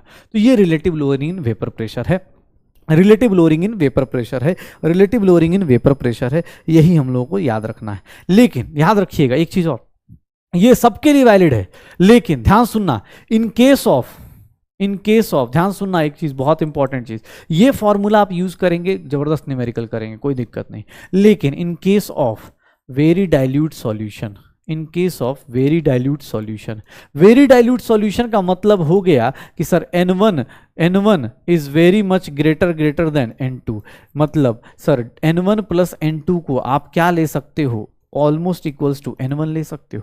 जब बहुत ही डाइल्यूट सॉल्यूशन आ जाए, मतलब अगर नंबर ऑफ मोल्स से कंपेयर करें तो नंबर ऑफ मोल्स N1 का बहुत ज्यादा हो जाए, सॉल्वेंट का वैल्यू बहुत ज्यादा हो जाए, सॉल्वेंट के नंबर ऑफ मोल्स बहुत ज्यादा हो जाए, तो उस केस में, या फिर बहुत डाइल्यूट देखना है तो एक तो ये तरीका हो गया कि बहुत डाइल्यूट सॉल्यूशन ऐसे पहचान लो, या फिर अगर मैं बोल दूं सर काई2 की वैल्यू बहुत छोटी आ जाए, क्यों, क्योंकि सर N2 अपॉन N1 की वैल्यू बहुत छोटी आ जाए, जब काई2 मोल फ्रैक्शन ऑफ सॉल्यूट बहुत छोटी आ जाए, या फिर डाइल्यूट सॉल्यूशन पहचानना है तो आप क्या बोलोगे, sir delta P change in pressure बहुत कम आए, मतलब आपका वेपर प्रेशर चेंज ही नहीं कर रहा, थोड़ा बहुत चेंज कर रहा है, तो उस केस में, in case of very dilute solution 1 2 3, इन तीनों केस में से आप देख लीजिए तो relative lowering in vapour pressure का जो फॉर्मूला होता है P1 nought minus P1 upon P1 nought, that will become N2 upon N1, या फिर हम लोग अगर molar mass given mass upon molar mass upon ये करें तो हमारे पास कौन सा फॉर्मूला आ जाएगा।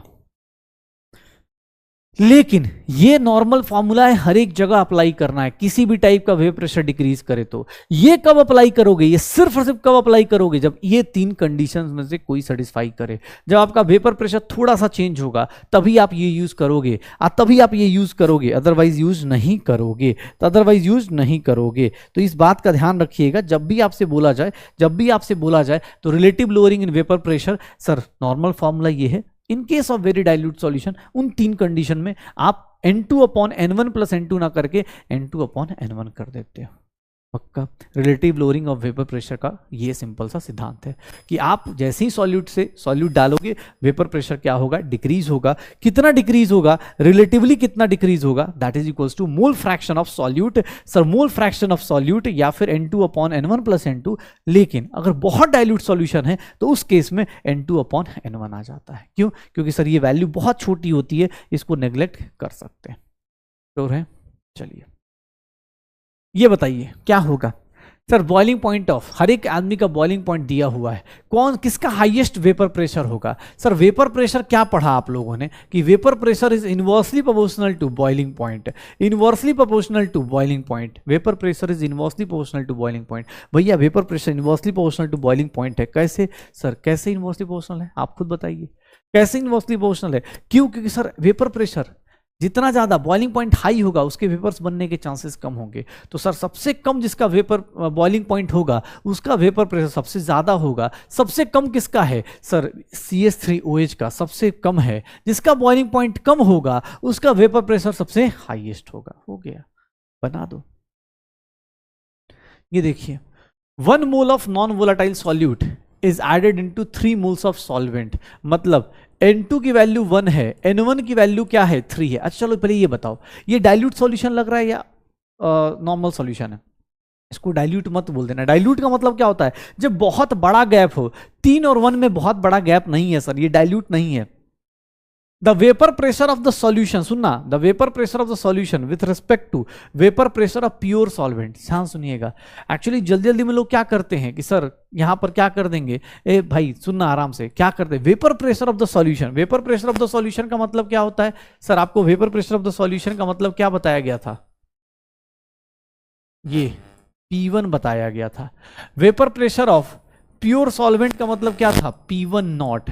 सर एक बात बताऊं, P1 अपॉन P1 नॉट की वैल्यू क्या होगी सर, सीधा सीधा बात है, P1 की वैल्यू किसके इक्वल होती है, P1 नॉट Chi1 की इक्वल होती है। क्यों? क्योंकि सर राउल्ट्स लॉ यही तो बोलता है, राउल्ट्स लॉ यही तो बोलता है, राउल्ट्स लॉ क्या बोलता है, यही तो बोलता है P1 is nothing, P1 is equal to P1 not Chi1। एक बार बता दो, P1 अपॉन P1 नॉट, इसकी वैल्यू क्या पुट कर दो, Chi1, और अब निकाल दो N1 प्लस N2।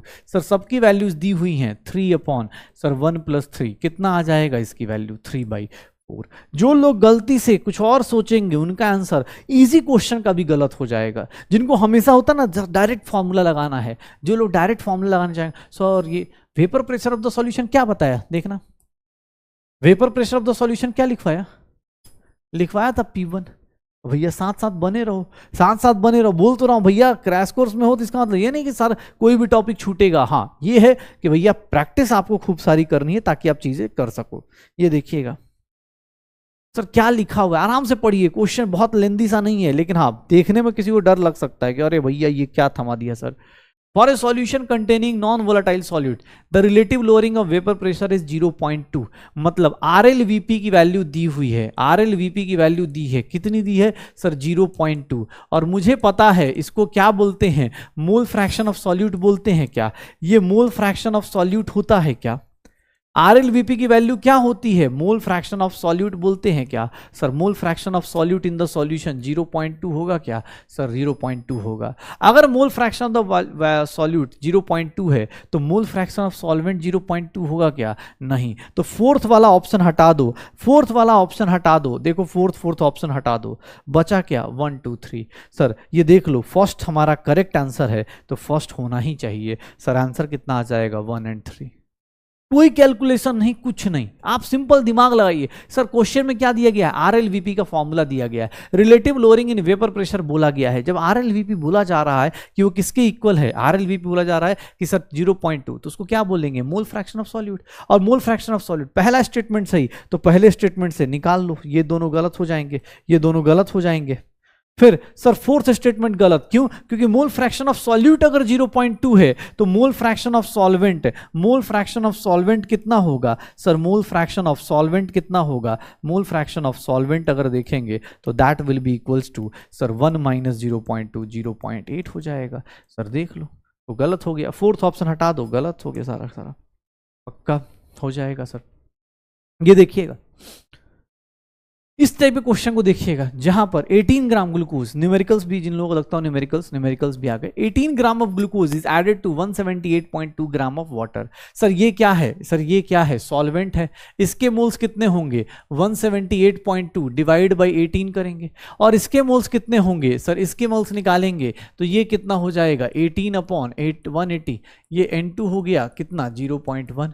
इसकी वैल्यू निकालेंगे तो ये कितना आ रहा है 18 10 9.9 ले लेते हैं, यही आएगा 9.9 करके देखो, उसी के आसपास आ जाएगा। ठीक है 9.9 ही आएगा मेरे हिसाब से, तो मेरे हिसाब से 9.9 ही आएगा। चलो चेक कर लेते हैं, क्योंकि 178.2 डिवाइड बाई 18 9.9, ठीक 9.9 आ जाएगा। सर अब देखना vapour pressure of water for this above solution, मतलब सर प्रेशर ऑफ सॉल्यूशन निकालना है, P1 निकालना है, P1 निकालना है। अब P1 कैसे निकालूं, सर P1 कैसे निकालूं, तो एक बात बताओ P1 कैसे आएगा, सर P1 की वैल्यू कैसे निकालूं, vapour pressure of the solution कैसे निकालूं। तो सर मुझे एक चीज पता है, P1 की वैल्यू कितनी होती है, सर P1 नॉट Chi1 होती है। अब सर P1 नॉट कितना लूं, ध्यान सुनना है, इसीलिए ये क्वेश्चन दिया है। P1 नॉट की वैल्यू नॉर्मली कितनी दी जाती है, जब आपको कुछ नहीं दिया है तो वाटर का normal pressure, vapour pressure of pure component कितना ले लेंगे 760 टॉर ले लेंगे, और उसको किससे मल्टीप्लाई कर देंगे Chi1 से मल्टीप्लाई कर देंगे। 760 इंटू इसकी वैल्यू 9.9 अपॉन 9.9 प्लस 0.1, मतलब ये 760 इंटू 9.9 अपॉन क्या आ गया 10 आ गया, ये कितना हो जाएगा 76, मतलब थोड़ा सा कम 750 76 यार क्या ही, चलो कर देते हैं कैलकुलेशन, कितना हो जाएगा 9.9 इंटू 76 752.4 आ जाएगा, 752.4 टॉर आ जाएगा। देख लो, ये कोई बोले 760 कैसे आया, एटमॉस्फेरिक प्रेशर। जब भी आपको कुछ नहीं दिया है तो आप क्या ले लोगे, एटमॉस्फेरिक प्रेशर ले लोगे। आप कुछ क्या ले लोगे, एटमॉस्फेरिक प्रेशर ले लोगे। तो अगर आपको वेपर प्रेशर का क्वेश्चन आता है, relative lowering in vapour pressure, तो आप सॉल्व करोगे मोल फ्रैक्शन ऑफ सॉल्यूट से। लेकिन अगर नॉर्मल आता है कि प्रेशर ऑफ सॉल्यूशन बताओ, प्रेशर ऑफ सॉल्यूशन तो राउल्ट्स लॉ से हो जाएगा ना यार, क्यों फिर मेहनत करनी है, राउल्ट्स लॉ से कर लो पक्का। ठीक है, देखो इस क्वेश्चन को देखो, vapour pressure of solution 5 gram of non electrolyte, मतलब जो डिसोसिएट नहीं करते non electrolyte, in 90 gram water at a particular temperature is this, the vapour pressure of pure water at this. Sir ये क्या है, P1 नॉट है, P1 not कितना है 3000 है, और P1 की वैल्यू कितनी दी है, सॉल्यूशन के अंदर वैल्यू कितनी दी है ये, सर डेल्टा P की वैल्यू कितनी आ रही है, अगर मल्टी डिवाइड करोगे डेल्टा P की वैल्यू बहुत छोटी आ रही है, 3000 रुपए के साथ 15 रुपए का डिस्काउंट मिल रहा है, इतना कम चेंज हो रहा है। इसको कौन सा सॉल्यूशन बोलेंगे हम लोग, क्या बोल देंगे, ये कौन सा सॉल्यूशन है, वेरी डाइल्यूट सॉल्यूशन है। मतलब अब जब हम फॉर्मूला यूज करेंगे, अगर हम जो फॉर्मूला यूज करेंगे तो हम फॉर्मूले में क्या यूज करेंगे, ध्यान सुनना, फॉर्मूले में delta P upon P1 not is nothing N2 upon N1 use करेंगे। क्यों, क्योंकि डाइल्यूट सॉल्यूशन है। डाइल्यूट सॉल्यूशन मतलब given mass of solute divide by molar mass of solute, given mass molar mass of solvent divide by this. Sir N2 का formula W2 by M2, N1 का formula W1 by M1। Sir ये देखिएगा delta P की value 15, इसकी value 3000, that is equals to given mass electrolyte का कितना है, and ये मोलर मास हो गया इनटू M1 की वैल्यू कितनी हो गई, मोलर मास फर्स्ट वाले की कितनी हो गई, फर्स्ट वाले की मोलर मास निकालेंगे, वाटर है सॉल्वेंट का, और ये 90, तो देखेंगे ये पूरा कैंसिल आउट हो गया, 18 5 M2 की वैल्यू कितनी हो गई 3000 बाई 15, ये कितना हो गया 200, कितना हो गया 200, कितना हो गया 200, क्या हो जाएगा 200, मोलर मास निकाल दो।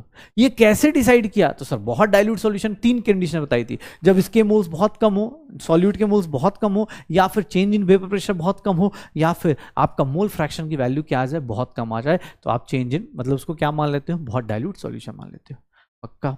चलो अब देखना अपने पास, अब सेकंड कॉलिगेटिव प्रॉपर्टी और थर्ड कॉलिगेटिव प्रॉपर्टी को एक साथ पढ़ेंगे। क्यों, क्योंकि देखो दोनों एक दूसरे से रिलेटेड होते हैं, दोनों एक दूसरे से रिलेटेड होते हैं। कैसे, ये देखिएगा दोनों एक दूसरे से रिलेटेड होते हैं, क्यों उसका रीजन भी बताऊंगा अभी। ये देखो अपने पास, ये देखो दोनों ही एक दूसरे से रिलेटेड होंगे, कैसे ये आपको अभी थोड़ी देर में पता चल जाएगा।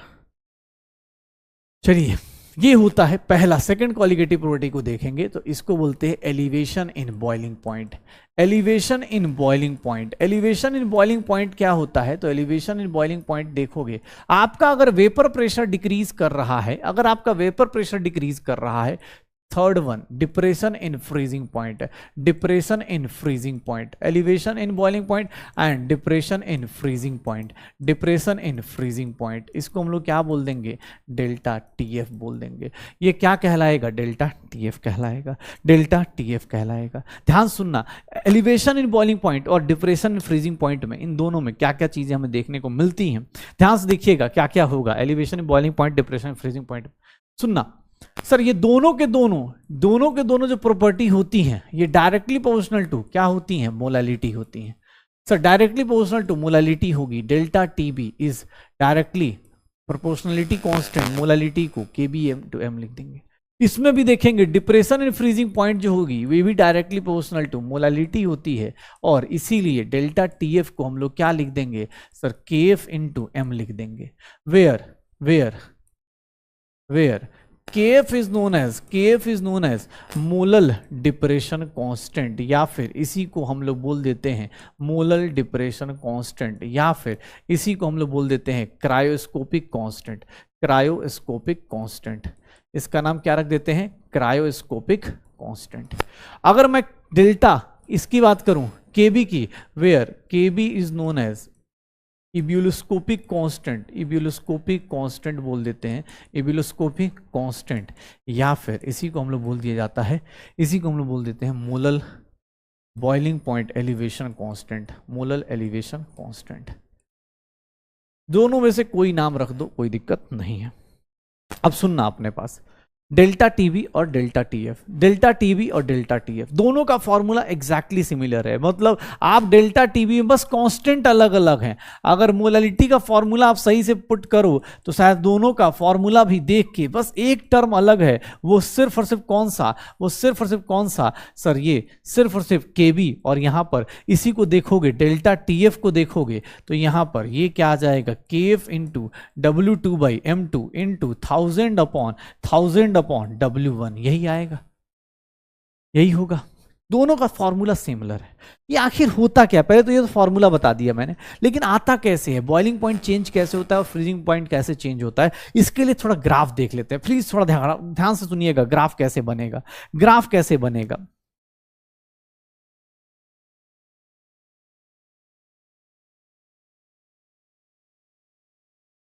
देखिएगा ग्राफ कैसे बनेगा।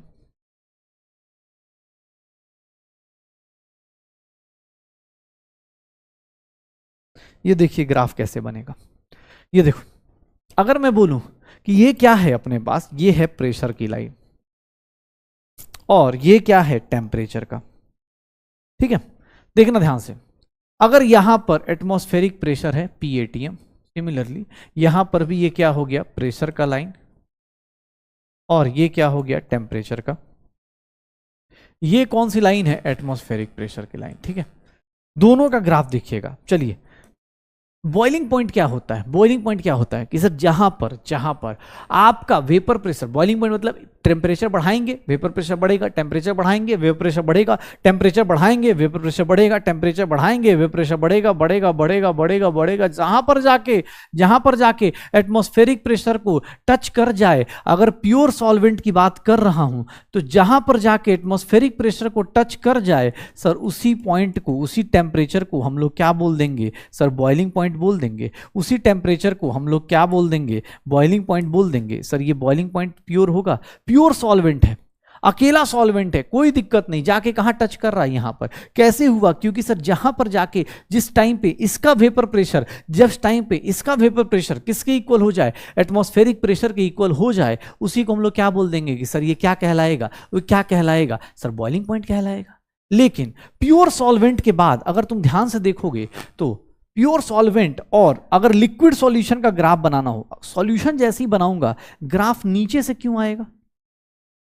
ये बताओगे अगर मैं सॉल्यूशन बना रहा हूं तो ग्राफ नीचे क्यों आ रहा है? क्योंकि अभी हमने थोड़ी देर पहले पढ़ा है कि जैसे ही सॉल्यूशन डालते हो, सॉल्यूट जैसे ही डालते हो, प्योर सॉल्वेंट होता है, जैसे ही उसके अंदर सॉल्यूट डालते हो उसका वेपर प्रेशर क्या हो जाता है? कम हो जाता है। तो सॉल्वेंट का ग्राफ अगर ऐसा है तो सॉल्यूशन का ग्राफ ऊपर ना करके कहाँ होगा? नीचे ही होगा। क्यों? क्योंकि सॉल्यूशन हमेशा कहाँ रहने वाला है? नीचे। रीजन उसका वेपर प्रेशर हमेशा क्या रहेगा? डिक्रीज रहेगा। वेपर प्रेशर क्या रहेगा? कम रहेगा। तो ये देख लो सर। अब देखोगे यहां पर ये कौन सा है सर? ये देखिएगा, ये पुराना बॉइलिंग पॉइंट है, ये नया बॉइलिंग पॉइंट है, ये बॉइलिंग पॉइंट ऑफ सॉल्यूशन है सर। ये देख रहे हैं बॉइलिंग पॉइंट क्या हो रहा है? इंक्रीज हो रहा है क्या? इसी को क्या बोल देंगे? डेल्टा टीबी बोल देंगे सर। देखिए ना बॉइलिंग पॉइंट क्या हो रहा है? बढ़ रहा है क्या? बॉइलिंग पॉइंट क्या हो रहा है? इंक्रीज हो रहा है क्या? देखिए पहले इतना बॉइलिंग पॉइंट था, अब आपका नंबर लाइन पे देखेंगे टेम्परेचर के तो आपका बॉइलिंग पॉइंट क्या हो रहा है? इंक्रीज हो रहा है। इसी डेल्टा टीबी को डायरेक्टली प्रोपोर्शनल टू मोलालिटी बोल सकते हैं।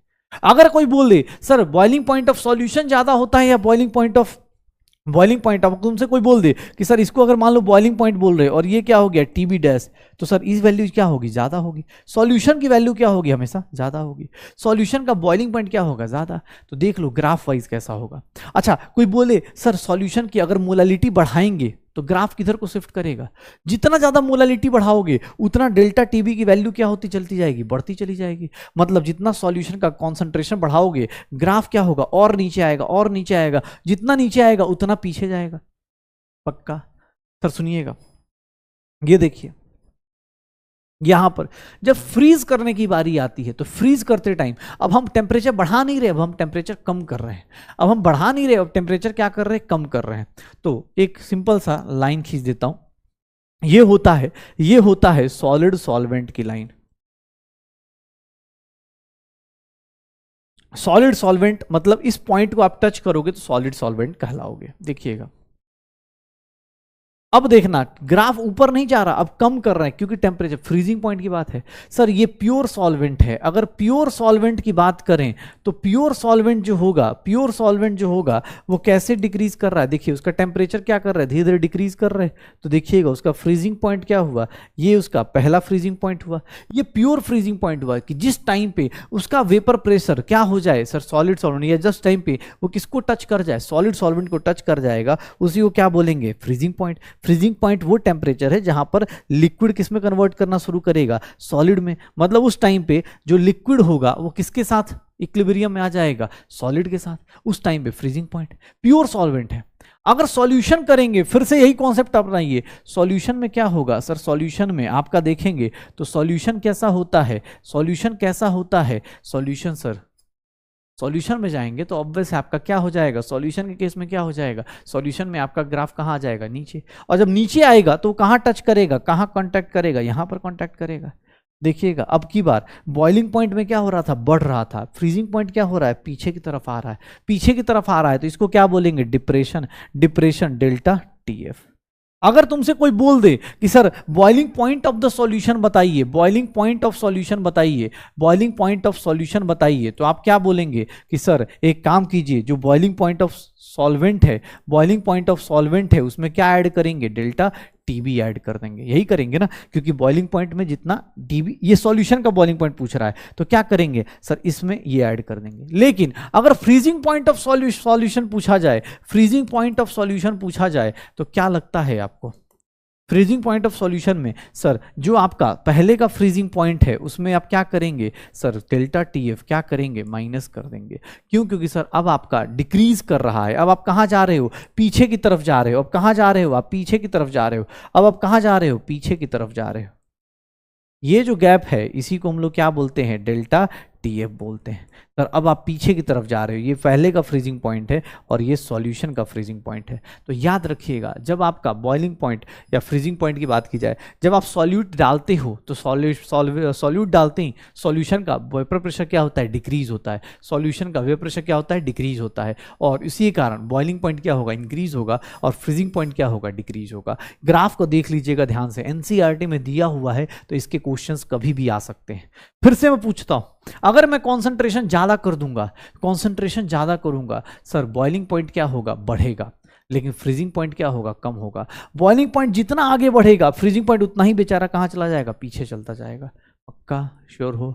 यहां देख लो फ्रीजिंग पॉइंट क्या होता है, डिक्रीज करता है। तो याद रखिएगा, ध्यान सुनिएगा, अगर मैं मोलालिटी की बात कर रहा हूं, मोलालिटी की बात कर रहा हूं तो अच्छा केबी और केएफ की बात कर लेते हैं। देखना केबी क्या होता है, केबी क्या है, फिर से देखना ध्यान से, केबी क्या है तो sir molal boiling point elevation constant. KB क्या है, molal boiling point elevation constant. KB क्या है, molal boiling point elevation constant है, molal boiling point elevation constant है।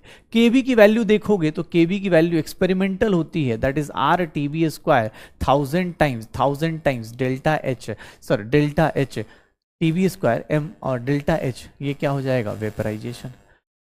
सर ये एक्सपेरिमेंटल वैल्यू होती है, ये क्या होती है सर, ये क्या होती है, डिपेंड्स ओनली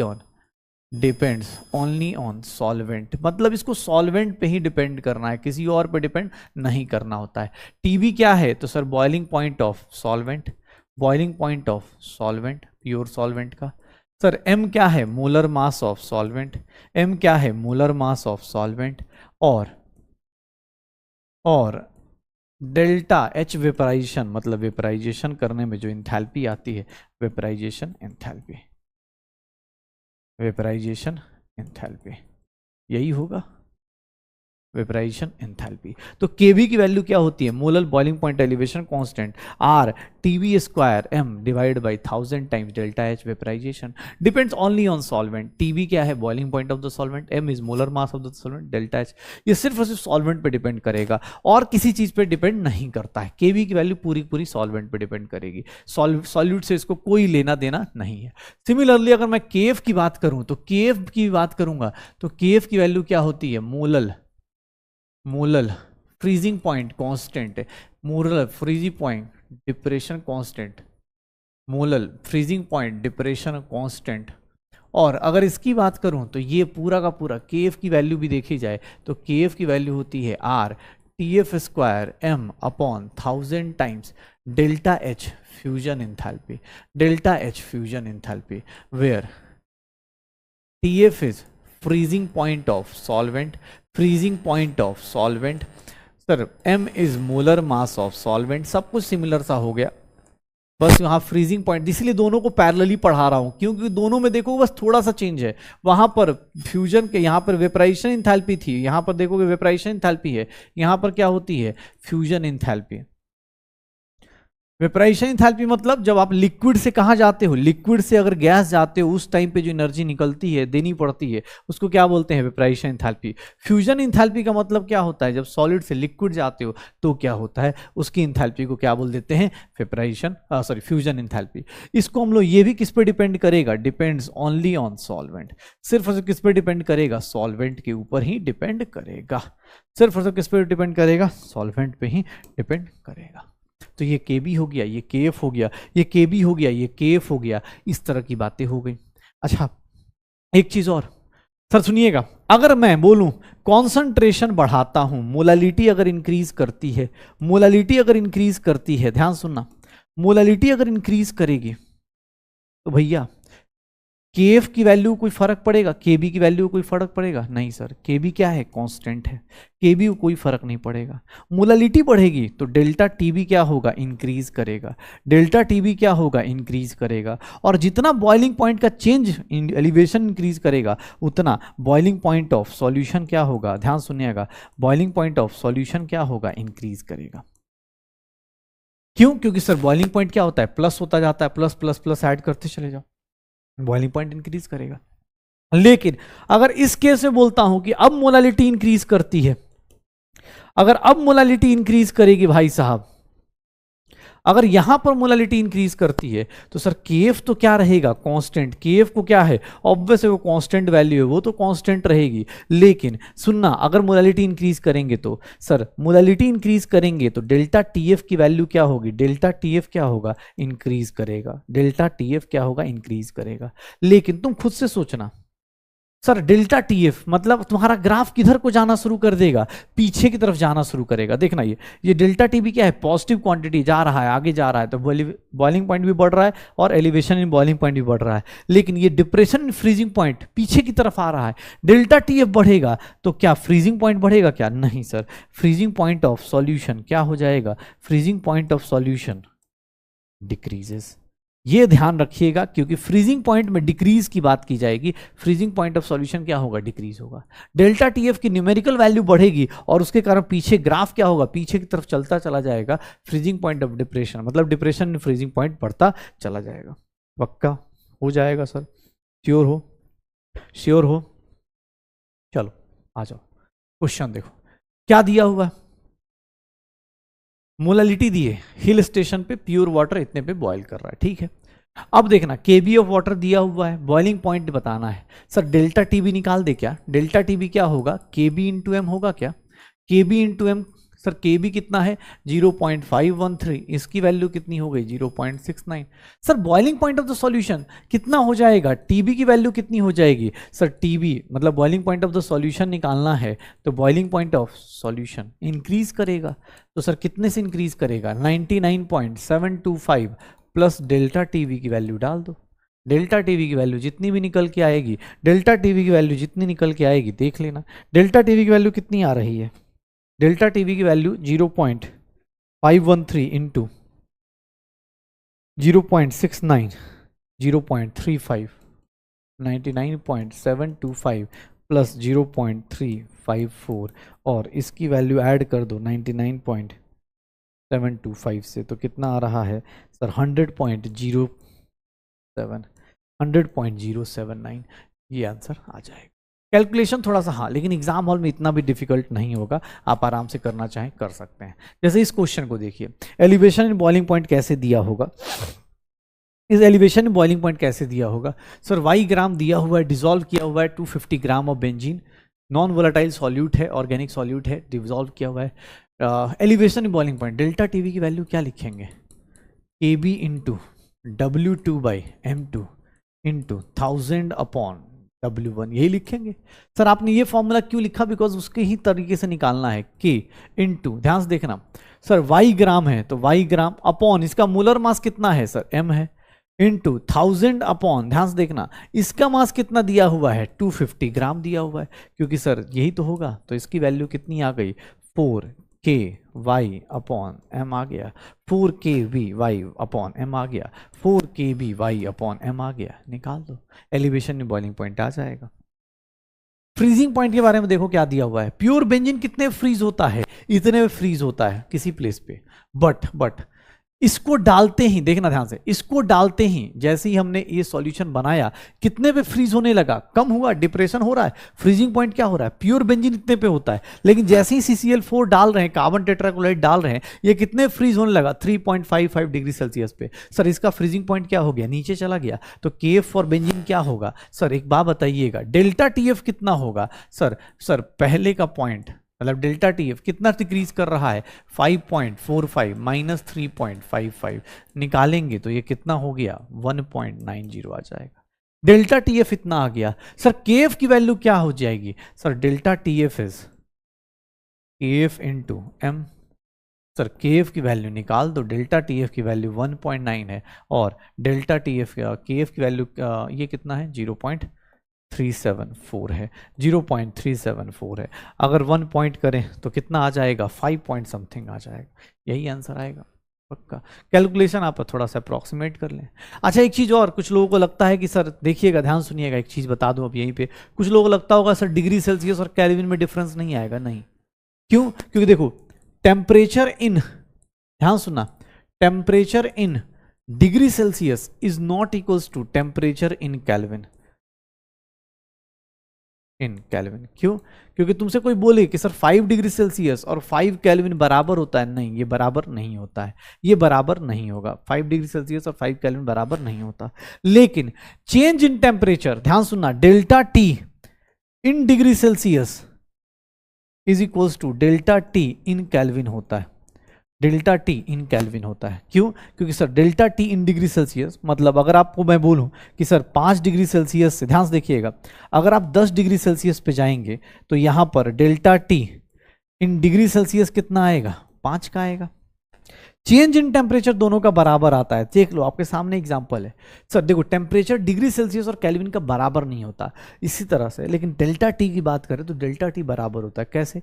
सर 5 से अगर 10 पे जाओगे तो चेंज इन डिग्री सेल्सियस कितना आ रहा है? 5 का। कोई बोले सर केल्विन में बताओ, तो एक काम करो, इसको केल्विन में कितना लिखोगे? 5 पॉइंट प्लस 273, और इसको केल्विन में कितना लिखोगे? 10 प्लस 273। एक काम करो, अब निकालो डेल्टा टी इन केल्विन। सर देखोगे आपको चेंज अभी भी कितने का दिखेगा? 5 का।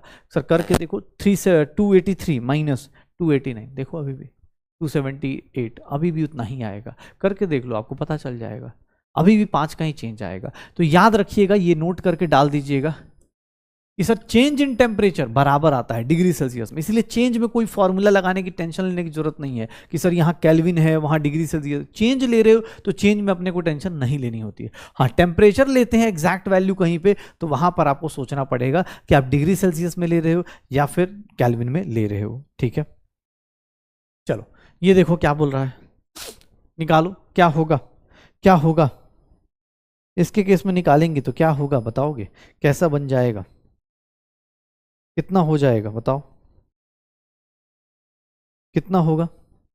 सर एडिशन ऑफ 0.653, ये दिख रहा हो, ध्यान से देखना, एक कंपाउंड है जो लोअर कर रहा है, कहां से कहां? यहां से यहां पे। सर डेल्टा टीएफ का फॉर्मूला क्या हो जाएगा? डेल्टा टीएफ का फॉर्मूला 0.48 डिग्री सेल्सियस या 0.48, यही आएगा। अच्छा, केएफ दिया हुआ है, कैलकुलेट। सर डेल्टा टीएफ का फॉर्मूला क्या होगा? KF into W2 by M2 into 1000 upon W1 लिखेंगे, इंटू 1000 अपॉन W1 लिखेंगे, यही लिखेंगे। देखना अपने पास 0.48 इज इक्वल्स टू केएफ की वैल्यू क्या है? देखना केएफ फॉर बेंजीन कितना है? 5.12 है, 5.12 है। W2 की बात करें तो W2 की बात करेंगे तो W2 कितना हो जाएगा? देखना, गिवन मास कितना है? 0.643। मोलर मास कितना है? सर नहीं पता, यही तो निकालना है, इनटू 1000 अपॉन। अब देखना सर बेंजीन का मास दिया है क्या? सॉल्वेंट का मास नहीं दिया है, वॉल्यूम दिया है और डेंसिटी दी है। कोई बात नहीं, वॉल्यूम को किससे मल्टीप्लाई कर दो? डेंसिटी से, तो कितना आ जाएगा? मास आ जाएगा 0.879 आ जाएगा। कैलकुलेट कर लो, मोलर मास निकाल दो यहां से। मोलर मास की वैल्यू कितनी आ गई ये देखोगे तो ये कितना हो गया? सर 20 हो गया, ये 20 हो गया। 3 डेसिमल से 3 डेसिमल उड़ा दो तो मेरे पास मोलर मास जो आएगा 5.12 इंटू 643 अपॉन सर 0.48 इंटू 879, यही आएगा। 3 डेसिमल से 3 2 डेसिमल से 2 डेसिमल फिर से उड़ा दो। अब ये कैलकुलेशन थोड़ा गंदा सा है, लेकिन यार करना तो पड़ेगा ही ना यार। एग्जाम हॉल में थोड़ा राउंड ऑफ कर सकते हो अगर आप चाहो तो, लेकिन हाँ कर सकते हो भाई। एग्जाम हॉल में इतने न्यूमेरिकल्स एक साथ नहीं आते। एग्जाम हॉल में 50 में से आपको डिवाइड बाई 879 डिवाइड बाई 48, इसकी वैल्यू निकालोगे 7.8। क्या हुआ यार? अच्छा ये 20 भी तो है, इंटू 20 भी करना है, इंटू 20 156 आ जाएगा। इंटू कितना हो जाएगा? 156। 20 भी रह गया था, 156 is the correct answer. 156 is the correct answer. तो ऐसे निकाल दो, अपने पास हो जाएगा सर। तो ये अपने को छोटे छोटे क्वेश्चंस मिलेंगे जो फ्रीजिंग पॉइंट बॉइलिंग पॉइंट के ऊपर है। जैसे अब ये क्वेश्चन 2017 का क्वेश्चन पूछा गया था। 2017 में एक क्वेश्चन पूछा गया था कि अगर मोलैलिटी को डबल करते हैं तो rate of constant, molal constant की वैल्यू क्या होगी? भैया मोलल कॉन्स्टेंट की वैल्यू को कोई फर्क नहीं पड़ेगा, मोलर कॉन्स्टेंट की वैल्यूज को कोई फर्क नहीं पड़ता है। अगर आप मोलैलिटी को डबल करते हो तो रेट ऑफ कांस्टेंट को कोई फर्क नहीं पड़ता है। ध्यान से देखिएगा, अगर मैं आपसे बोलूं अब last colligative property that is known as osmotic pressure. Osmotic pressure, osmotic pressure किसको बोलते हैं? तो ऑस्मोटिक प्रेशर को हम लोग रिप्रेजेंट करते हैं पाई से। पहले ही बोल दूं, अलर्ट मोड पे रहिएगा। अगर ऑस्मोटिक प्रेशर पाई बोला जा रहा है तो उसको गलती से 22/7 मत पुट कर दीजिएगा। होता क्या है, कभी कोई ज़्यादा फिजिक्स मैथ्स के क्वेश्चंस ज़्यादा दिमाग में चलते हैं तो पाई की वैल्यू 22/7 रख देते हैं या 3.14 रख देते हैं। भाई osmotic pressure represented by pi, but it is not equals to 22/7 और 3.14। इस बात का ध्यान रखिएगा। What is osmotic pressure? Osmotic pressure क्या होता है? तो sir osmotic pressure is nothing, pressure applied to stop osmosis, pressure applied to stop osmosis. Osmosis आप सब लोग बायो में सेल और इन सब की चीजों में पढ़ा होगा। Pressure applied to stop osmosis. Osmosis होता क्या है, सुनना एक बार ध्यान से। ऑस्मोसिस होता क्या है, सुनिएगा। Osmosis is nothing, flow of solvent molecules. याद रखिएगा, सिर्फ और सिर्फ किसका मॉलिक्यूल्स का, flow of solvent molecules, flow of solvent molecules only through semi permeable membrane, through semi permeable membrane, semi permeable membrane, semi permeable membrane from semi flow of solvent molecules only through semi permeable membrane from। Sir सुनिएगा आप, क्योंकि आप bio में भी पढ़ते हैं और यहाँ पढ़ते हैं, दोनों में कंफ्यूज मत होइएगा। दोनों के लिए अपने पास अलग अलग चीजें होती हैं। दोनों में क्या होता है, आपको केमिस्ट्री में कोई एक ही डेफिनेशन बोला जाए तो आप एक ही याद रखिएगा, कहाँ से कहाँ मूव करता है। तो सर ये मूव करता है प्योर सॉल्वेंट से, प्योर सॉल्वेंट से किधर की तरफ मूव करने की कोशिश करता है, सॉल्यूशन साइड। सॉल्वेंट का मॉलिक्यूल कहां से मूव करता है, प्योर सॉल्वेंट टू सॉल्यूशन। अब इसी को आप बायो में देखते हैं तो प्योर सॉल्वेंट है, तो यहां पर हम क्या लिख सकते हैं इसको कि sir high concentration of solvent, high concentration of solvent to lower concentration of solvent. लेकिन याद रखिएगा सॉल्वेंट के रिस्पेक्ट में बोल रहा हूं, क्यों, क्योंकि सर प्योर सॉल्वेंट है तो ऑब्वियस वहां सॉल्वेंट ही सॉल्वेंट होगा, तो higher concentration to lower concentration. क्योंकि बायो में हायर टू लोअर पढ़ाया जाता है, लेकिन वहां पे ये चीज मेंशन नहीं होती, फिर आपको ये याद रखना है सॉल्वेंट। वहां पे ब्लड वलड होता है, इसलिए हम लोग ये देखते हैं, या अपने पास मतलब जो भी सेल में अपने पास देखेंगे तो वहां सॉल्वेंट का हायर कॉन्सेंट्रेशन होना चाहिए as compare to lower concentration. या फिर अगर जहां हायर कॉन्सेंट्रेशन ऑफ सॉल्वेंट है उसको एग्जाम हॉल में यह भी लिखा जा सकता है कि सर लोअर कॉन्सेंट्रेशन ऑफ, जहां हायर कॉन्सेंट्रेशन ऑफ सॉल्वेंट है वहां पर lower concentration of solute to. ये फ्लो ऐसे भी तो डिफाइन किया जा सकता है, higher concentration of solute, higher concentration of solute. तो ये ध्यान रखिएगा, तीनों पार्ट, ये तीनों चीजें ध्यान रखिएगा कि सर आप चाहें तो ऑस्मोसिस को ऐसे भी डिफाइन कर सकते हैं, प्योर सॉल्वेंट टू सॉल्यूशन। मतलब अगर मैं ऐसा बोल दूं, अगर इधर क्या रखा हुआ है, ये क्या है, सेमी परमिएबल मेम्ब्रेन है, जो कि किससे बनता है सर, सेलुलोज एसीटेट से, ठीक है, या फिर हम लोग बोलते हैं ना ब्लैडर में इन सब में मिलता है, प्लांट्स के उसमें मिलता है। ये देखेंगे अगर इधर प्योर सॉल्वेंट है, अगर इधर प्योर सॉल्वेंट है और इधर सॉल्यूशन है तो क्या होगा सर, सॉल्यूट मूव नहीं करता, याद रखिएगा सॉल्यूट मूव नहीं करेगा, क्या मूव करेगा, सिर्फ और सिर्फ क्या मूव करता है, सॉल्वेंट। कहां से कहां मूव करेगा, इधर से इधर मूव करेगा, और इसी फ्लो को हम लोग क्या बोल देते हैं, ऑस्मोसिस बोल देते हैं। ये जो फ्लो हो रहा है इस साइड से इस साइड, इसी को क्या बोला जाता है, ऑस्मोसिस। अब मैं ये नहीं चाहता कि प्योर सॉल्वेंट किस में चला जाए, सॉल्यूशन में, तो उसके लिए मैं एक प्रेशर अप्लाई करूंगा जिसको बोलते हैं ऑस्मोटिक प्रेशर, जिसके लिए एक प्रेशर अप्लाई करूंगा जिसको मैं बोलूंगा ऑस्मोटिक प्रेशर। एक प्रेशर अप्लाई करूंगा osmotic pressure, that is known as pi, और पाई जो होगा directly proportional to concentration, pi जो होगा directly proportional to concentration C, concentration किसमें, मोल्स पर लीटर में लेना है, और sir directly proportional to temperature in kelvin, और इसीलिए पाई की वैल्यू होगी CRT, पाई की जो वैल्यू होगी CRT, या फिर अगर बड़ा वैल्यू लेना चाहें तो number of moles of solute V into RT, या फिर अगर हम लोग बोलना चाहें W2/M2। ये वॉल्यूम किस में है, लीटर्स में, 1000 अपॉन जो आपको न्यूमेरिकल्स के लिए यूज करना है, वॉल्यूम इन ml into R into T। तो देख लो पाई की वैल्यू ये होती है, N2/V into RT, W2/M2, 1000 upon V RT, ये अपने को यूज करना है पाई की वैल्यू। चलो तो pi is equals to CRT, pi is equals to N2/V into RT या W2/M2 into 1000 upon volume R into T, पक्का हो जाएगा। तो ये ऑस्मोसिस है। ऑस्मोसिस को रोकना है तो उसके लिए जो प्रेशर अप्लाई होता है उसी को क्या बोलते हैं सर, वो ऑस्मोटिक प्रेशर कहलाता है, और वो भी किस पे डिपेंड कर रहा है, कॉन्सेंट्रेशन ऑफ सॉल्यूट पार्टिकल्स पे, कॉन्सेंट्रेशन ऑफ सॉल्यूट पार्टिकल्स पे, कॉन्सेंट्रेशन ऑफ सॉल्यूट पार्टिकल्स पे। अच्छा एक चीज याद रखिएगा, ऑस्मोसिस से ये फ्लो रुक जाता है, ऑस्मोसिस से ये फ्लो रुक जाता है, लेकिन अगर इससे ज्यादा प्रेशर अप्लाई कर दिया तो भैया यहां पर एक चीज और हो जाती है, that is known as reverse osmosis. एक और चीज आएगी, अगर आपने प्रेशर, ध्यान सुनिएगा, if pressure applied greater than pi, osmotic pressure से ज्यादा कर दिया तो sir reverse osmosis takes place. Reverse osmosis takes place, reverse osmosis मतलब जो फ्लो हो रहा था इसी को हम लोग यूज करते हैं डीसैलिनेशन ऑफ वाटर में। रिवर्स ऑस्मोसिस टेक्स प्लेस, जो फ्लो इधर से उधर हो रहा था, जो फ्लो इधर से इधर जा रहा था प्योर सॉल्वेंट टू सॉल्यूशन, वो फ्लो कहाँ चला जाएगा, अपोजिट होना चालू हो जाएगा। और यही फंडा हम लोग यूज करते हैं आरओ प्लांट्स में। हम लोग बोलते हैं ना RO plant, RO plant, RO plant मतलब कुछ नहीं सर, वो क्या है, किसको यूज कर रहा है, रिवर्स ऑस्मोसिस को यूज कर रहा है। सब गंदे पानी से क्या करेगा, प्योर वाटर में कन्वर्ट कर देगा, तो ये रिवर्स ऑस्मोसिस चालू हो जाएगा। रिवर्स ऑस्मोसिस का यूज क्या है sir, used in desalination of water. Sir आपको वाटर को प्यूरिफाई करने में हम लोग यूज करते हैं रिवर्स ऑस्मोसिस। क्या करा जाता है उसमें, प्रेशर किससे ज्यादा अप्लाई करते हैं, ग्रेटर देन पाई। अब ध्यान से देखना, ऑस्मोटिक प्रेशर के साथ एक चीज है, अगर दो लोगों का ऑस्मोटिक प्रेशर सेम है तो आप क्या बोल देते हो उन लोगों को, isotonic solution. Sir isotonic solution मतलब दो लोगों का ऑस्मोटिक प्रेशर क्या करना है, आपको सेम करना है, पाई 1 इज इक्वल्स टू पाई 2।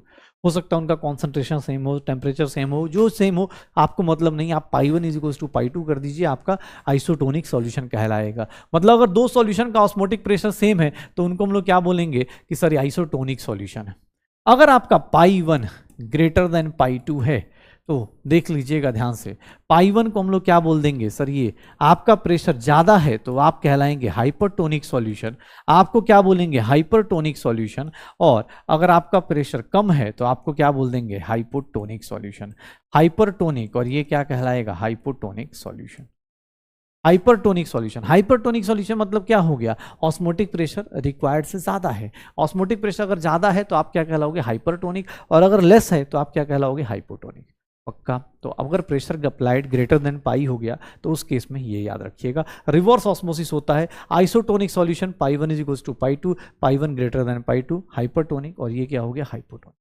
पक्का हो जाएगा सर। चलिए बताइएगा, याद रखिएगा हमेशा कौन मूव करता है, सॉल्यूट मूव करता है। The passing of particles through semi permeable membrane is known as, sir electrodialysis नहीं, क्या बोलते हैं, क्या बोलते हैं, ऑस्मोसिस बोलते हैं, क्या बोलते हैं, ऑस्मोसिस बोलते हैं। Two solutions have different osmotic pressure, तो solution of higher osmotic pressure को क्या बोल देंगे, जिसका ऑस्मोटिक प्रेशर ज्यादा उसको हम लोग क्या बोलते हैं, हाइपरटोनिक बोलते हैं, उसको हम लोग क्या बोलते हैं, हाइपरटोनिक।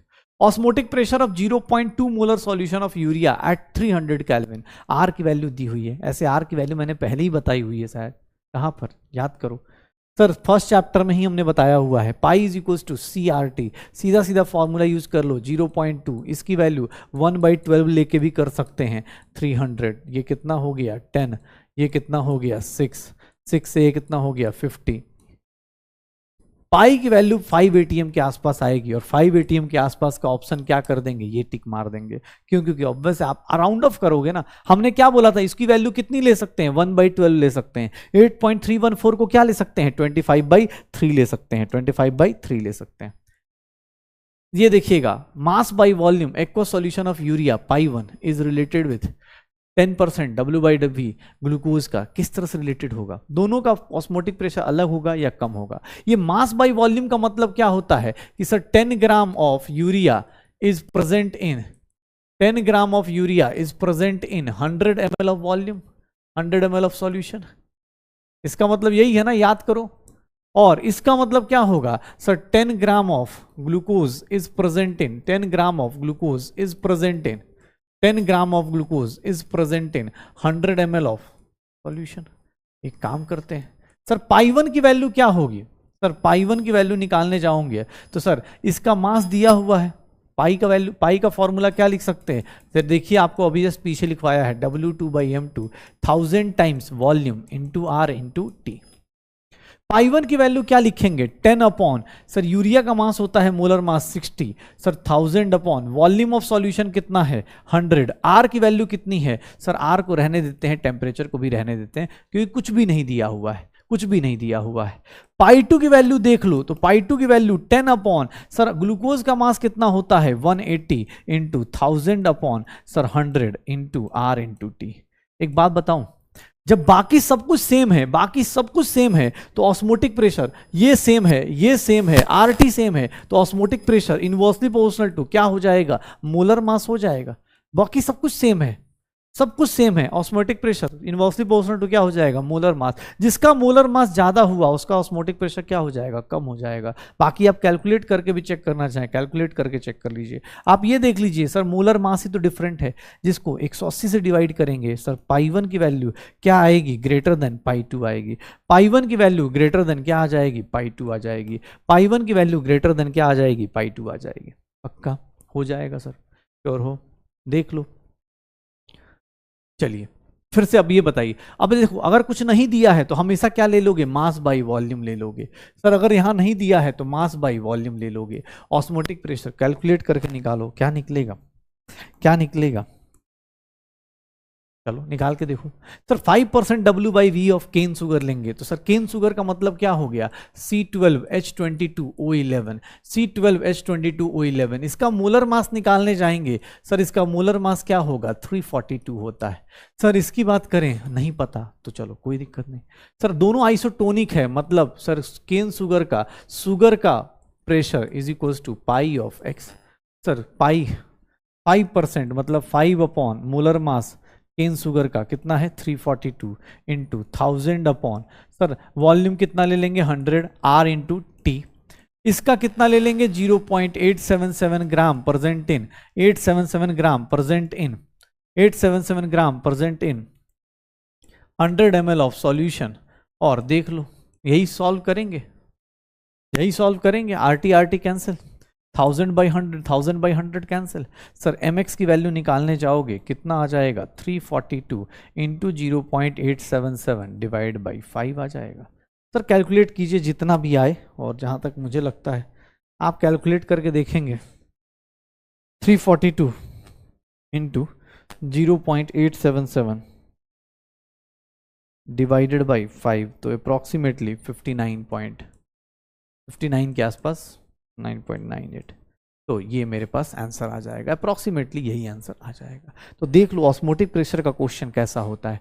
आइसोटोनिक का क्वेश्चन होगा, हाइपरटोनिक का होगा, थ्योरेटिकल क्वेश्चन होंगे। रिवर्स ऑस्मोसिस मतलब उससे ज्यादा प्रेशर अप्लाई कर दिया तो अपने पास रिवर्स ऑस्मोसिस हो जाएगा। और ये छोटी छोटी बातें आपको ध्यान रखनी पड़ेंगी।